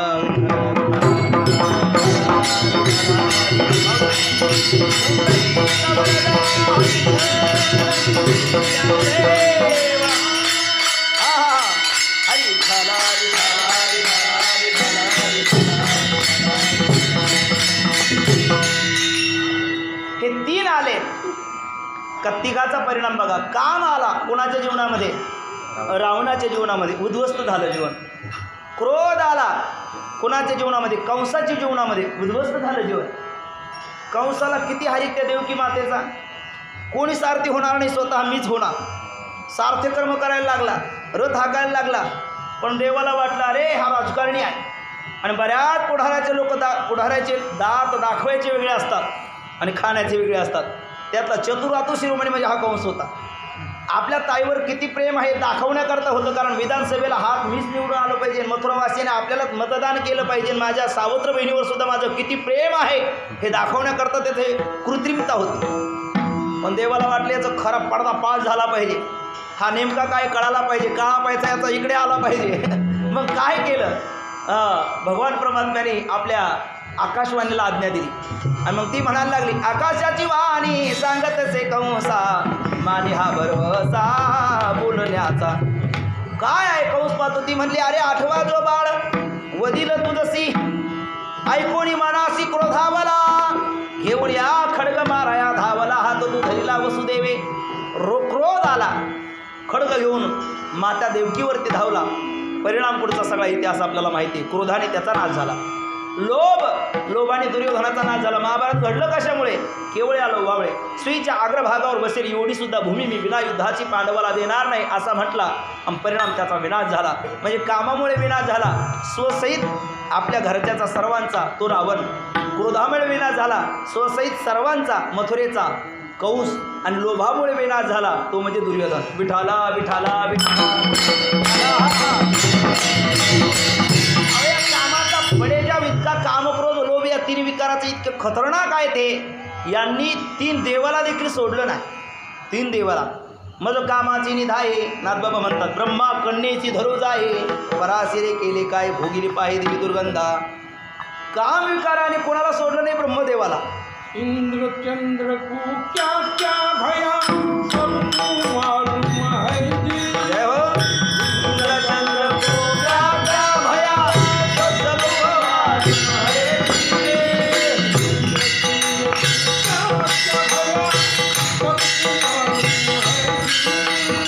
इंद्र चंद्र को क्या क्या भया सबको मालूम है जी.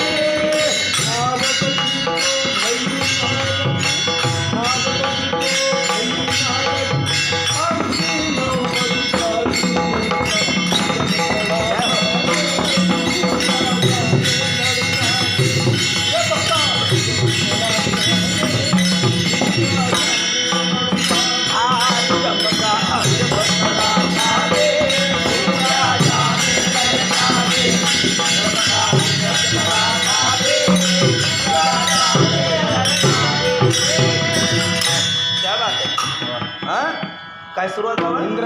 इंद्रचंद्र की क्या क्या भया सबको मालूम है जी. नारद की तो वही नारदी ऐसी नौबत जी चमका अजब तड़ाका बे, ये तू क्या जाने लड़का बे, ए लड़के तू क्या जाने, चमका अजब तड़ाका बे, तू क्या जाने लड़का बे. हे असे जुने माणसं असले का जुनं ते सोनं ऐकायला भेटतं बघा. विठाला विठाला विठाला.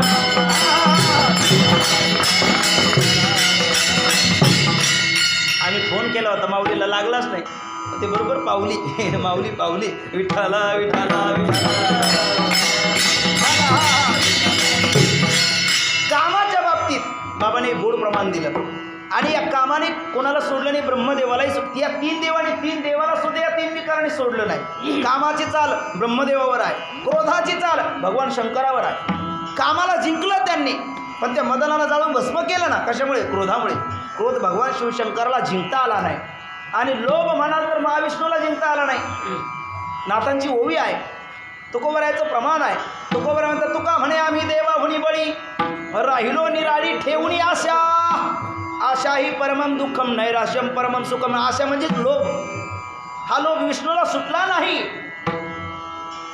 आशा उपजली नीच, आशा उपजली आनंदासी, नीच वामनत्वाले त्यासी, आशेने दीन केले देवासी, कथा काय सीतराची. काही आशा आहे म्हणजे या तीन देवाला सुद्धा या तीन विकाराने सोडलं नाही. हो यांना तर सोडून द्या, ऋषी या मंत्रद्रष्टाला, हा ऋषीला सुद्धा या तीन विकाराने सोडलं नाही. काम विकाराने चितपट केलं कोणाला? अरे लोहाचे चेने खाऊन तपश्चर्या करणारा विश्वामित्राला. क्रोध विकाराने चितपट केलं कुणाला? परशुरामाचे पिता असणारे जमदग्नीला. आणि लोभाने चितपट केलं कुणाला? लोभाने चितपट केलं अनेक ऋषीमुनींना. पापाचा बाप कोण आहे? म्हणले कोण आहे? लोभ आहे. ऋषीला सांगता आला नाही. ऋषी हळूहळू वेश्याच्या गल्लीत गेला, बुधवार पेठेला. त्या बुधवार पेठेतल्या वेश्येने पाहिलं, म्हणले काल पेपरमध्ये यांचीच ॲड होती. आणि तिने त्यानं आता बायकोने विचारलं होतं, तुमची मी आरती करते पण माझ्या एक प्रश्नाचं उत्तर द्यायचं, नंतर घरात यायचं. तो म्हणू लागला, ए खोळे वेडी झालीस की काय रे? पंडित म्हणतात मला. पंडित 12 वर्ष काशीला अध्ययन केले तुझे 12 मी तेव्हाच वाजेल. ती म्हटली माझे वाजते तेव्हा वाजत, तुमचे वाजले की नाही बघा आता. माझ्या एका प्रश्नाचं उत्तर द्या, का तर घराची उमरा चढा. तो म्हणायला लागला, विचार काय विचारणार? ती म्हटली बोला, पापाचा बाप कोण? आता याच्या पुढे बापाला सांगता त्या बापाच्या बापाचा आता याने शस्त्र वाचले, पुराणं वाचले, सगळं वाचलं, पण याला काही पापाच्या बापाचा पत्ता लागे ना. शेवटी याने पेपरला ॲड दिली, जो कोणी पापाच्या बापाचा पत्ता सांगेल त्याला 5,000 रुपये बक्षीस. इकडे तिकडे भाण्या फिरायला लागला. बुधवार पेठेमध्ये गेला फिरत पुण्यातून. आणि त्या बुधवार पेठेमध्ये ती वेश्या बिचारी पेपर वाचणार होती. तिने पाहिलं पेपरमध्ये त्याच बाबाचं ॲड होतं. फोटो असाच आहे, दाढी तशीच आहे, हां हे सगळं तसंच आहे. म्हणले तेच का काय? जवळ धावत गेली. म्हटले का हो हा फोटो तुमचाच? म्हणले हो माझाच. म्हणले प्रश्नाचं उत्तर पाहिजे का? म्हणले हो. 5,000 देते, उत्तरही देते, फक्त घरात या. त्याने इकडे तिकडे बघितलं, कोण नाही. पटकन म्हणले चल.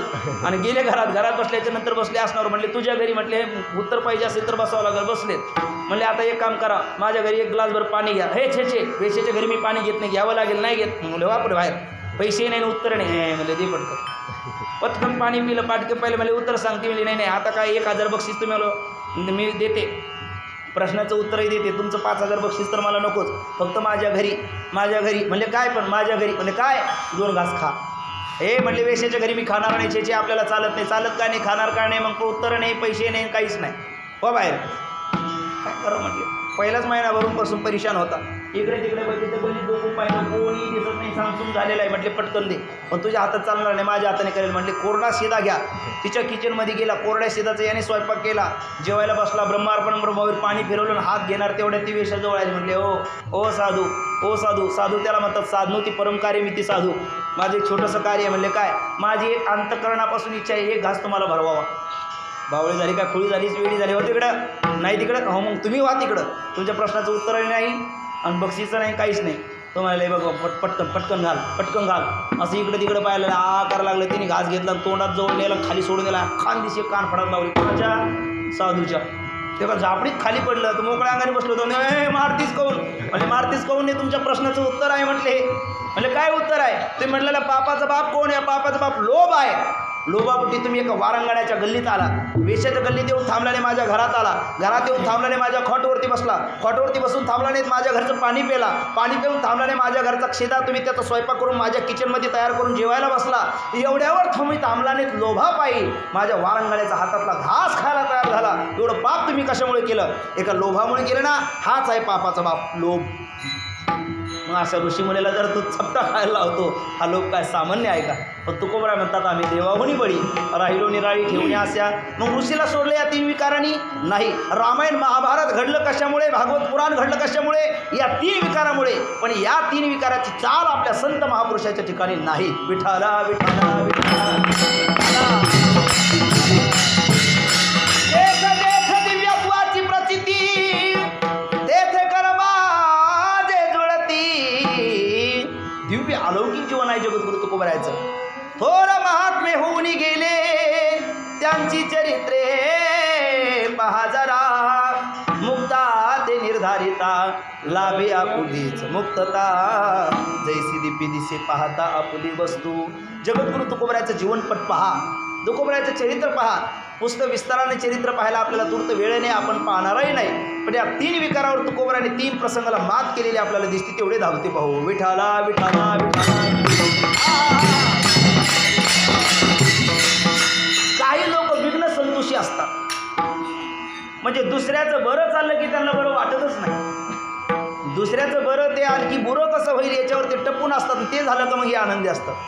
मात्र संत असे नसतात. संत दुसऱ्याच्या दुःखाने दुःखी होतात आणि दुसऱ्याच्या सुखाने सुखी होतात. पाऊस तळता आहे ते डोळ्याची लागी होय, तैसे पर सुखे जाय सुखाव तुझो. दुसऱ्याच्या सुखाने सुखी होणारे संत. पायी काटाने हटे ती व्यथा जीवी उमटे, तैसे गोळे संकटे पुढीलाचे निजो. दुसऱ्याच्या दुःखाने दुःखी होतात ते संत, दुसऱ्याच्या सुखाने सुखी होतात ते संत. पण दुसऱ्याच्या सुखाने दुःखी होतात ते जंत. ते संत नाही, ते जीव आहे. त्यांना दुसऱ्या स्वतःच्या दुःखाने एवढी दुःखी नसतात, पण दुसऱ्याच्या सुखाने एवढी दुःखी असतात. काही वाटतं तर त्यांचं बरं चाललं का याचं बिघडलंच म्हणायचं. विठाला विठाला विठाला. ते मंबाजी बुवा, रामेश्वर भट्ट हे असे काही मंडळी होते. तुकोबरायची साधना पाहून त्यांना बरं वाटलं नाही. अरे वेडा तू का विचार करी बडबड फार आणि याची कीर्ती वावा. वारे हाती महापुरुष आले सज्जनाची कीर्तिमुख त्याचे. नारायण हे महापुरुष थांबलेले ते एकांतात असताना एका वारंगणेला पाठवलं. तुकोबरायाकडे जा, तुकोबरायाचा परमात्मा भ्रष्ट कर. काय द्याल तू मागशील ते देईल. वारंगण असती, धनाकरताच काम करणारी, धन लोलूप असणारी गेली ना तुकोबरायाकडे. तुकोबरायाकडे गेल्याच्या नंतर तुकोबरायाने तिला पाहिलं. पाहिल्याच्या नंतर तिने साष्टांग प्रणिपात केला. महाराज तुम्ही आम्हाला उपदेश करा. तुकोबरायाला कळालं ही कुठल्या अंतकरणातल्या भावनेने आले. तुकोबराय म्हणतात तुका म्हणे तुझं पाहिजे भ्रतार, तरी काय नर थोडे झाले. अगं तुला भ्रतारच पाहिजे ना बाई, काय जगामध्ये कमी पडली का? आमच्याकडे काय कशा करता तू आली. जाई हो तू महाते न कै सायास, आम्ही विष्णुदास तैसे न हो. आम्ही विष्णुदास तैसे न हो. कैसे न हो? जैसे तुला पाहिजे अपेक्षित आहे ना तैसे आम्ही न हो. जा तू. हे म्हणायची ताकद तुकोबरायची. आली अंगावर मग घेतली शिंगावर, असे काही महाभाग असतात. तुकोबराय नाही होत असे. हे कशाची फलश्रुती आहे? काम नावाच्या विकाराला जिंकलं तुकोबराने. काम ठाईची निमाला, क्रोधही ठाईची निमाला. जगद्गुरु तुकोबरायाच्या कीर्तन ऐकायला यायचे, कीर्तनाला पाठ टेकून खांबाला बसायचे. पण कशा करता? तुकोबराने कीर्तनात काय गोड निरूपण केलं ते घ्यायचं आणि दुसऱ्या दिवशी आपण कीर्तनात सांगायचं. याच्याकरता कोण? मंबाजीबुवा. मंबाजीबुवा यायचे आणि संधीच साधत होते, कारण ते साधूच होते. तुकोबराय साधू, मंबाजीबुवाही साधू. फक्त तुकोबरा ही साधनोती परम कार्य हे साधू. मंबाजीबुवा साधूच, पण पुढे शब्द लावायचा संधी. संधी साधू आहे ना. संधी शोधत होते तुकोबराय. कधी तावडीत सापडतात. आणि झालं महाराज. तुकोबरायचं पहिलं लग्न झालं, ती पत्नी वारली. दुसरं लग्न झालं अप्पाजी गुळवे पुण्याचे, त्यांची लेक केली जाऊ. कन्यादान लोक काही पूर्वीचे वडील द्यायचे. आपणच विनू दुहिता ममन मेहनपिता तो सुटे प्रतिग्रहिता जावई सरकेल. कन्यादानामध्ये त्यांनी एक म्हैस दिली, तिचं नाव मंगळी. ती मंगळी नावाची म्हैस दिली. जिजाऊचं तिच्यावर फार प्रेम. माझी मंगळी माझी मंगळी माझी मंगळी माझी मंगळी जपत चालायचं. फार सेवा करायची. तुकोबरायाला ती म्हणायला लागली आज मकर संक्रांती, मला घरदारात सारखं वन काम करावं लागणार. तुम्हाला आजचे दिवस किमान मंगळीला नेऊन चारून आणा. तुकोबराय घेऊन गेले आणि बाणावर गेले आणि तिला सडक लावली. सडक कळते का पण तुम्हाला? म्हणजे आपल्या जुन्या मंडळीला कळते सडक. तुम्हाला कळते का? नाही कळत, मग शिकून या. सडक लावणं म्हणजे लांब लचकचा कासरा लावणं आणि ते बांधावरती अशा ठिकाणी ठोकायचा का ती आसपासचं रान तिला चरता येईल आणि शेजारच्या रानात जाणार नाही. माशी तुकोबराने तिला सडक लावली, तो खुंटा ठोकला, पण ती मंगळीच ताकदीवान होती जरा. आणि तुकोबराने ते वेष्णीला कासरा बांधायचा ना, ते मोरखीला बांधला नसता. आता ती मोरखीला कशी आकळती, तिने उपटलं, तिने शिरली अंबाजीबाच्या रानात. आणि मग तिला संधी भेटल्याच्या नंतर तिने संधीचा पुरेपूर फायदा केला, संधीचं सोनं केलं त्या मंगळीने. अख्खा त्या अंबाजीबाचं अर्ध रान तर खाऊन फस्त केलं. अंबाजीबाचा शेत तो मालकाने पाहिलं, तो धावत गेला, म्हटले अंबाजीबा म्हटले काय झालं. तो गुप्त हिरच होता. त्याने सांगितलं तुकोबरायाची मंगळी तुमच्या शेतात गेली. तो म्हटलं तुझं कामच झालं गड्या, लई दिवसाने मी संधीची वाट पाहतो होता, आता सुवर्ण संधी आली, तिचं सोनं केल्याशिवाय मी राहणार नाही. अंबाजीबा दांड तर घेऊनच आले. आता तू कुठे तू तुक्या, कुठे तू तुक्या. आता तुकोबराय आपले भजनानंदात मग्न झाले. आणू अति गुंतलाने बाहेर रंगवृत्ती येता मग बळ लागे. तुकोबराय आपले भजन केलेत, कारण तुकोबरायला मंगळी आता तिकडे लावलेली आहे. नंतर मंगळीचं भानही नाही. तुकोबराय भजन करायला लागले, त्यानं हाय आल्याच्या नंतर याने तुकोबरायचं भजन करायला, हे तुका उठ. तुकोबरायच्या हाताला धर, फटफट ओढत नेलं, तिथपर्यंत नेल्याच्या नंतर हे बघ म्हटले, हे दिसतं का, हे काय. हो तुकोबराय म्हटले, पिकाची नासाडी झाली. नासाडी नाही, सगळं संपलंय, राख रांगोळी झाली म्हटले. हो दिसतंय म्हटले. अंबाजी बापा काय झालं, बिघडलं, काय झालं, कुठे तुझी मंगळी. मग तुकोबराय भानात आले, म्हणजे मंगळी आपण इथे लावली, म्हणजे तिचं कारस्थान. म्हणले हो बघू का. तुकोबराय म्हटले, आता द्या बाबा, तुम्ही द्याल ते प्रायश्चित्त मान्य, सांगायला ते प्रायश्चित्त मान्य करू म्हणते 6 जणे. तसं यांनी प्रायश्चित्त मान्य केलं. आणि ते म्हणले प्रायश्चित्त एकच आहे, तर माझ्या हाताचे थडे काही खायचे. तुकोबराय म्हटले यथा इच्छेशी तथा करू. आणि मग त्यांनी काय महाराज, ते वाडगं होतं कुंपणाचं, तिथून काठी काढली, आणि ती हिवराची काठी, तिला काटे, आणि जे झोडपायला सुरुवात केली तुकोबरायला अख्खं मारून म्हणजे तुकोबराय मार खाऊन कंटाळले म्हणून मंबाच्या तो मार बंद झाला. मग मंबाजीबाचा मार कुठपर्यंत होता, मंबाजीबा कंटाळत नाही तोपर्यंत. असाच मार होता बाबा महाराज आमच्या जयराम बाबा भोसले बाबांचा मार कुठपर्यंत असायचा. समोरचा विद्यार्थी कंटाळा म्हणून नाही, ते मारून कंटाळले की मग मार थांबायचा. ते कंटाळत नाही तोपर्यंत मार चालूच असायचं. मी अनुभवलेला सांगतो तर विठाला विठाला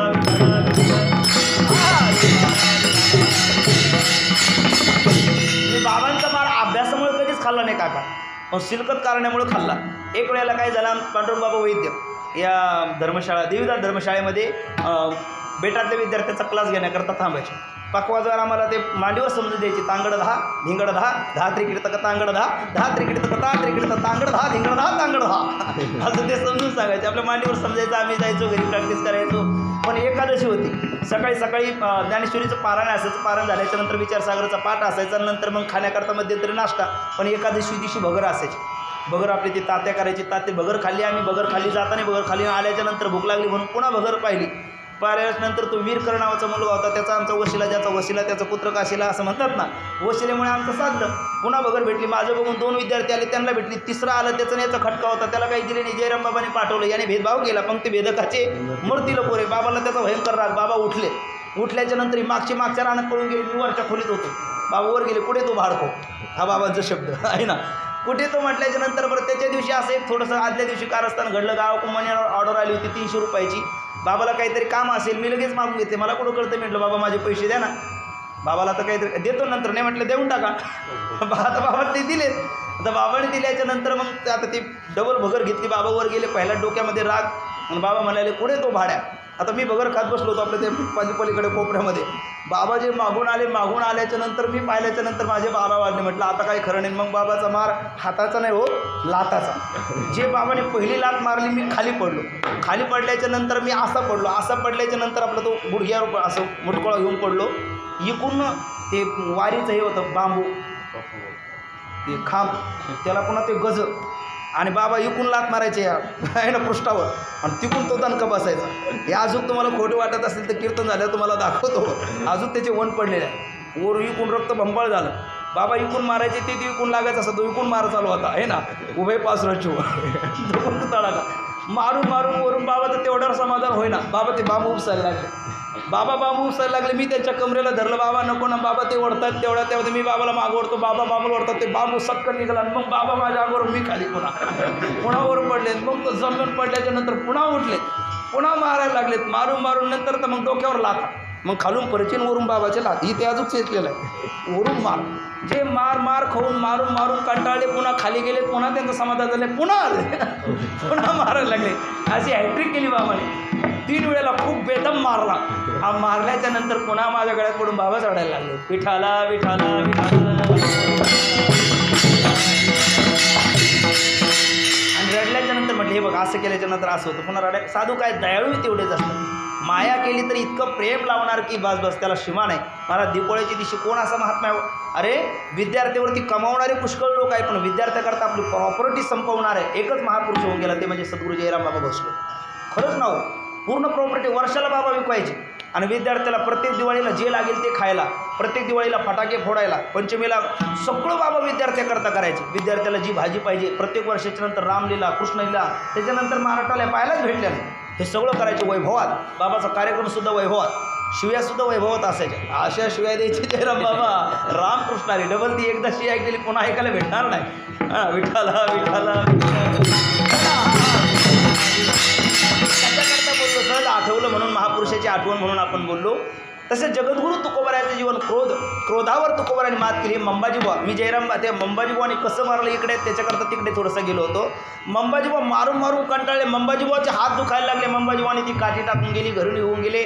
घरी गेल्याच्या नंतर तुकोबारायाच्या अंगात ते शिवबा कासार, संताजी महाराज जगनाडे या सगळ्या मंडळी तुकोबारायाच्या अंगामध्ये ती बोसलेली मंबाजीबुवाने काट्याच्या काठीने झोपून काढलेली. ती काठी उपटून काढली, कशी तरी कटून काठी काढली, तेलाची मागे थोडंसं ते लावलं. तुकोबारायाला बरंच वाटलं. काय आहे संत महापुरुष देहावर नसतातच. देह आधी काय खरा, देहासंबंधी पसारा, बुजगावणे चोर आरक्षण असे भासत असे. देहाला मी म्हणून ते पाहत नाही, देहाला साधन म्हणून ते पाहतात. आणि साधन म्हणून पाहिल्यामुळे देहाचं थोडंफार देह भोग भोगे घडे जे जे जोडे ते ते बरे. देह भोग हा प्रारब्ध आधी नाही म्हणून जग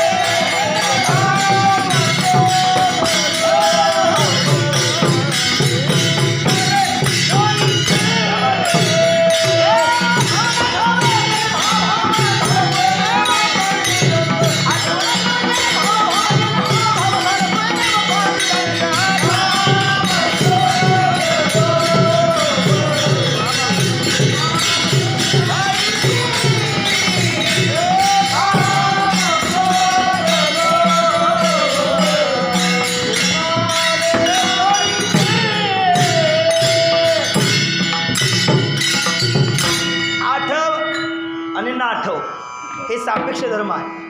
वेळ आपला संपुष्टात आलेला आहे म्हणून अगदी आपलं सूत्र रूपानेचा भाव पाहू. कारण व्यास रूपाने आपण पहिली 2 चरणं पाहिली, आता समास रूपाने पुढची 2 चरणं पाहून 5 मिनिटात आपण थांबू. आठवही गेला आणि नाठवही गेला. अहम देवस्मी हा आठव आहे आणि अहम ब्रह्मास्मी हा नाठव आहे. आठव जितका घातक आहे नाठव त्याहीपेक्षा घातक आहे. तुका म्हणे अहम ब्रह्म आड येऊ निधी भ्रम म्हणून संवादी भ्रमही गेला, विसंवादी भ्रमही गेला आणि भावाभाव भाव अंतत सापेक्ष असणारा अभाव. आता घरात कोण आहे म्हटले आम्ही सर्व आहोत. थोड्या वेळाने एखाद्याने विचारलं कोण आहे, मी एकटाच आहे. हा सापेक्ष आहे म्हणजे अनेकाच्या सापेक्षी एकपण आहे. पण केवळ एकपण असणं सापेक्षत्व भाव जाणं याला म्हणतात गेला भावाभाव म्हणजे शून्यवाद राहिला नाही. आणि झाला हे कधी झालं पण झाला स्वयमेव पांडुरंग मी तो वासुदेव तत्वता ही अवस्था प्राप्त झाल्याच्या नंतर. आणखी मग त्यामुळे झालं काय आमचं भाग्य उदयाला आलं ना. शेवटच्या चरणामध्ये बोलतात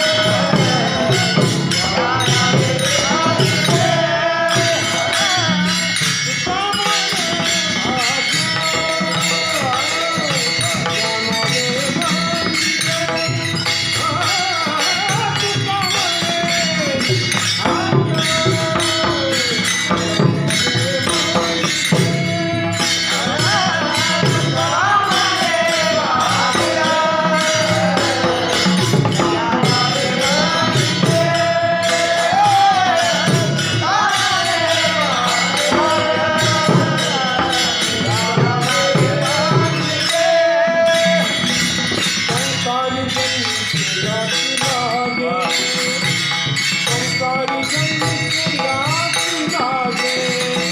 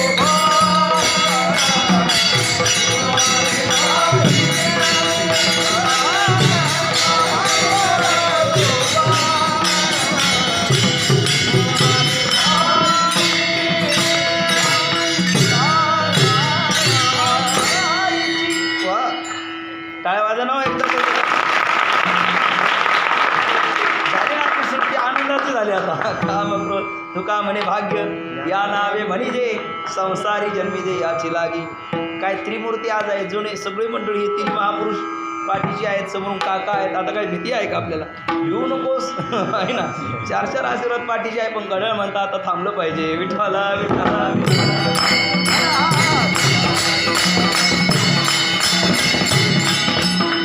एक छोटासा भाव बघा. तुका म्हणे भाग्य या नावे म्हणजे संसारी जन्मिजे याची लागी. काम क्रोध लोभ माते ठाईची अव्यानंदाची सृष्टी झाली. तुकोबरा म्हणतात भाग्य या नावे म्हणजे आणि संसारी याची लागी जन्मिजे. या तुकोबराने वर 3 चरणामध्ये प्रतिपादन केलेली भगवत कृपेने झालेला आमूलाग्र बदल तो जर झाला नाही तर भाग्यच नाही, आणि ते जर स्थिती प्राप्त झाली तर भाग्य आहे. भाग्य भाग्य म्हणजे काय? भाग्याचा उदय देहे जोडी संत पाय किंवा पुण्य फळले बहुता दिवसा. भगवान परमात्म्याची भेट होणं. तुका म्हणे जन्म आल्याचे सार्थक विठ्ठलचे एक देखील या. विठ्ठलाचं दर्शन होणं, विठ्ठलाची कृपा प्राप्त होणं आणि अनिष्टाची निवृत्तीपूर्वक इष्टाची प्राप्ती होऊन ज्ञानोत्तर प्रेम लक्षणात्मक भक्तीचं जीवनामध्ये विलक्षण सुख प्राप्त होणं हे खरं भाग्य आहे. तुका म्हणे भाग्य या नावे म्हणजे आणि संसारी जन्मिजे याची लागी. संसार शब्दाचा अर्थ श्रुत ती संसार हा असा आचार्य करतात. संसार शब्दाचा अर्थ अनेक जणांनी अनेक केलेला आहे. अगदी धावतो बघा. पंचदेशिकार विद्यारायणी स्वामींनी विचारा संसार म्हणजे काय. आपल्या 3ऱ्या वर्षामध्ये पंचदेशी शिकवली जाते. त्यामध्ये सांगितलं का बुद्धी कोयमा भाषा को आत्मात्र जगत कथमित्य निर्णय तो मोहा स्वयं संसार इष्यते. अशी संसाराची व्याख्या त्यांनी केली. बुद्धी म्हणजे काय, आत्मा म्हणजे काय, आभास म्हणजे काय, या बाबतीमध्ये विचार करताना बुद्धी ठप्प होणं, गोंधळून जाणं, काहीच न कळणं, पुढे केवळ आयम तमहा परत अंधकार होणं, याला ते संसार असं म्हणतात. नंतर भगवत पूज्यपाद श्रीमद आद्य आचार्य शंकराचार्याला विचारा. ते म्हणतात पुनरपि जननं पुनरपि मरणं पुनरपि जननी जठरे संसार यह संसारे. म्हणजे पुन्हा पुन्हा जन्मालेलं पुन्हा पुन्हा मरणं याला ते संसार म्हणतात. आचार्याने संसाराची व्याख्या केली. भगवान ज्ञानोबा म्हणतात व्यासांचा मागोवा भेतू भाष्यकारा ती वाट पुसतू अयोग्य मीनं कौतुके जाईल. ज्ञानोबराला विचारा संसार म्हणजे काय. माऊली ज्ञानोबा आहे म्हणजे माऊली सांगतात बरं का. माऊली संसाराची व्याख्या ज्ञानेश्वरीमध्ये सांगतात. ते म्हणतात आगा उपजणे आणि निमणे हे साचच जे का मानणे तो जीव लोक मी म्हणे संसार होणं. म्हणजे पुन्हा पुन्हा जन्माले ना पुन्हा पुन्हा मरणं याला संसार म्हणावा असं आचार्य इथपर्यंत थांबले. पण माऊली थांबतात काय? माऊली त्याच्याही पुढे गेले. माऊली म्हणायला लागले हे संसार नाही, याला खरं मानणं हा खरा संसार आहे. जन्म मरण आपल्या स्वप्नामध्ये होत नाही काय. पण स्वप्नीची चैले जाईल रे. तसा हा जन्म मृत्यू सुद्धा एक स्वप्नच आहे. जीर्ण वस्त्र सांडीजे नित्य नूतन बेढीजे देहांतरा ते स्वीकारीजे चेतन नाते वासांशी जीर्णाने यथावी आहे. खरं सांगा आपल्याला नवीन वस्त्र टाकायला आणि जुनी वस्त्र घ्यायला मजा वाटते नाही. जुनी वस्त्र टाकायला नवीन वस्त्र धारण करायला आनंद वाटतो. एखाद्याला म्हणायला लागलं तुमचे कपडे फार जीर्ण जर्जर झाले, आता चंचू प्रवेश मोशल प्रवेश व्हायला लागला, थोडं हात लावला का ते फाटतंय, मग एक काम करा ना हे टाकून द्या, आम्ही तुम्हाला नवी वस्त्र देतो. कोण नको म्हणे? बोला ना, कोणीच नको म्हणणार नाही. पण तसं हे जीर्ण जर्जर झाल्याच्या नंतर आताच म्हणलं आपण दंताडवाडी ओस पडली, कानपूर बधीर झाले, आता काठीचा आधार घेतल्याशिवाय उठता येत नाही. मग हे जीर्ण जर्जर झालं की नाही, हे वस्त्र टाकून दिलं पाहिजे की नाही. पण हे टाकताना आपल्याला बरं वाटतं का? आनंद होतो का? दुःख होतं? दुःख होतं ना. याचं कारण जन्म मरणाचं कोडं आपल्याला उलगडलं नाही. ते जन्म मरणाचं कोडं भगवत कृपेने उलगडणं, मृत्यूची भीती अंतकरणातून निघून झाला. आपले मरण पाहिले म्या डोळा तो झाला सोहळा अनुपम्य. आणि ही स्थिती प्राप्त होणं ती भगवंताची कृपा आहे. आणि संसार शब्दाचा अर्थ खरा तर हा नरदे आहे. तुका म्हणे भाग्य या नावी म्हणजे संसारी जन्मिजे याची लागी. संसार शब्दाचा अर्थ नरदे आहे. कारण पंढरीची जारी आल्यानो संसारा, तिथे संसार शब्दाचा अर्थ नरदे आहे. कारण इतर देहात हे घडू शकत नाही. येण्याची शरीरे शरीरा येणे सरे किंबहुना इरधारीचे रापडे. ज्ञानोबराय म्हणतात आहार निद्रा भयमैथुनांचे येतच सामान्य पशुविरणाराम ज्ञानम हे तेषाम अधिको विशेषा ज्ञाने हिना पशुभी समाना. भगवत पूज्यपाद आचार्य म्हणतात नंतर याला संसार म्हणावं याच देहात ते घडू शकतं असं तुकोबराय नाट्याच्या अभंगामध्ये म्हणतात. काय नरदे निधान लागले हाती उत्तम सार उत्तम गती देवच होईल म्हणते ते हरी तरी का जितीने धरावे किंवा याची घडे देवाचे भजन आणि काही ज्ञान नाही कुठे. आणि हीच गोष्ट कबीरदासजी सांगतात. हे पशुका होत पण नाही या. एक मिनटं माऊली आले म्हणून गातो आणि बाबा आहेत ना ऐकायला. पशुका होत पण नाही या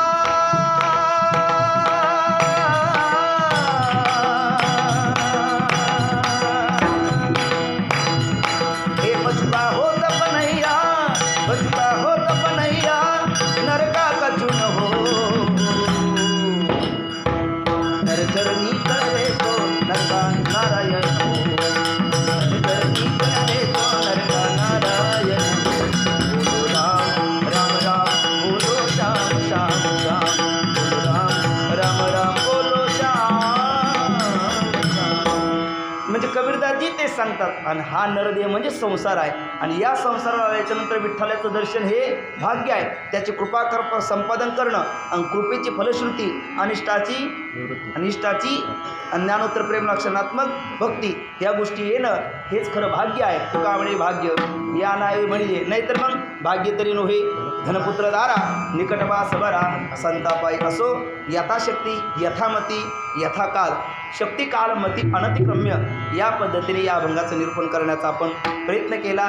पुनश्च एकदा झालेली सेवा साक्षात्कारी आणि जगाच्या कल्याणाकरताच या धरातलावरती अवतीर्ण झालेले श्री संत मोतीराम बाबा आपले फळा संस्थान या ठिकाणी ही सेवा बऱ्याच वेळेला या ठिकाणी हा मेवा मला तुकामणीमधून घडता सेवा आहे ना, पण हा मेवा या सगळ्या महापुरुषांच्या कृपेने प्राप्त होतो. याही वेळेला तो झाला आणि झालेली सेवा सर्वांच्या चरणी विशेषत्वाने बाबांच्या स्वानंद सुखनिवासी सद्गुरू जोग महाराजांच्या सद्गुरू डॉक्टर नारायण महाराज जाधव बाबांच्या आणि काका असतील आपले गुरुजी असतील आमचे काकाश्री असतील. आणि विशेष आहे ना महाराज या महापुरुषांनी कीर्तनात येऊन जरी बसले तरी आपलं भाग्य आहे. ते टाळ घेऊन आज उभे आहेत म्हणजे हे आपलं किती मोठं भाग्य आहे. हरिभक्तपारायण लक्ष्मण महाराज आहेत. हरिभक्तपारायण आमचे मला नावच आठवत नाही बाबांचं त्र्यंबक बाबा आहेत. आणि हरिभक्तपारायण शंकर बाबा आहेत. म्हणजे हे तिन्ही त्रिमूर्ती आहेत. आमचे काकाश्री आहेत, विठ्ठल महाराज आहेत, आमचे आकाश महाराज आहेत. हे सगळे आमचे बालगोपाळ मंडळी भावी काळाचे कोण जाणे कोणा घडे उपासना, कोण याच्यात स्वामी विवेकानंद असेल, कोण याच्यात तुकाराम महाराज असेल, कोण ज्ञानोबराय असेल, माहिती आहे का दाऊद इब्राहिम कोणी असेल का याच्यात शक्यच नाही ना महाराज. इतके अल्पवयात इकडे आल्याच्या नंतर तिकडे यांची गती होणारच नाही. ही सगळी महापुरुष आहेत. कारण कोण जाणे कोणा घडे उपासना, कोण या वचना प्रतिपाळी. काही बुजुर्ग मंडळी माझ्या समोर आहेत, हे बालगोपाळ मंडळी आहेत. आणि विशेषत्वाने माझे बोट बोलतात, ज्यांची बोट सुरुवातीला बोलले ते हरिभक्तपरायण आपले तिथे मागचे आपल्या संस्थेचे महाराज बालाजी महाराज आहे ना, त्यांनी गोड मृदंग वाजवला, छान वाजवायला लागले. ते फक्त मृदंग वाजवा आम्हाला कीर्तनकारला वाजवू नका गोड मृदंग त्यांनी वाजवला. आणि माऊली या ठिकाणी आले, त्यांनी गोड मृदंगाची साथ केली. झालेली सेवा तुम्ही आम्ही खेळीमेळी गदारोळी आनंदे या न्यायाने आपली प्रत्येक वेळेला ही सेवा काका गुरुजी विठ्ठल महाराज दादा हे बाबांचं नाव काय आपले हां पौळ बाबा, ते प्रत्येक वेळेस ते असतात आशीर्वाद द्यायला. आपण रामकृष्ण हरी हा नाव मी तेच म्हणतो, पण ते मला नाव माहिती नाही ना विठ्ठल बाबा त्यांचं. आणि ते प्रत्येक वेळेला आशीर्वाद देतात. ते असले का असं त्यांचा चेहरा असा प्रसन्न असतो ना आहे ना. म्हणजे पाहिल्या वेद लावी पैसे जीवी जडवली. कारण खरंच ना श्रोता जर प्रसन्न असेल, ज्ञानोबराय म्हणतात श्रोता दुश्चितत्रे वितळे मांडला रस. आणि श्रोता जर प्रसन्न असेल तर वक्त्याला ते भाव फुलवतात. आपल्या सर्वांच्या कृपेने झालेली ही सेवा भगवान परमात्म्याच्या महापुरुषांच्या चरणी समर्पित करून आपण या ठिकाणी थांबू. एकदा भगवंताचं आणि संतांचं मोठ्या प्रेमाने भजन करू. विठोबार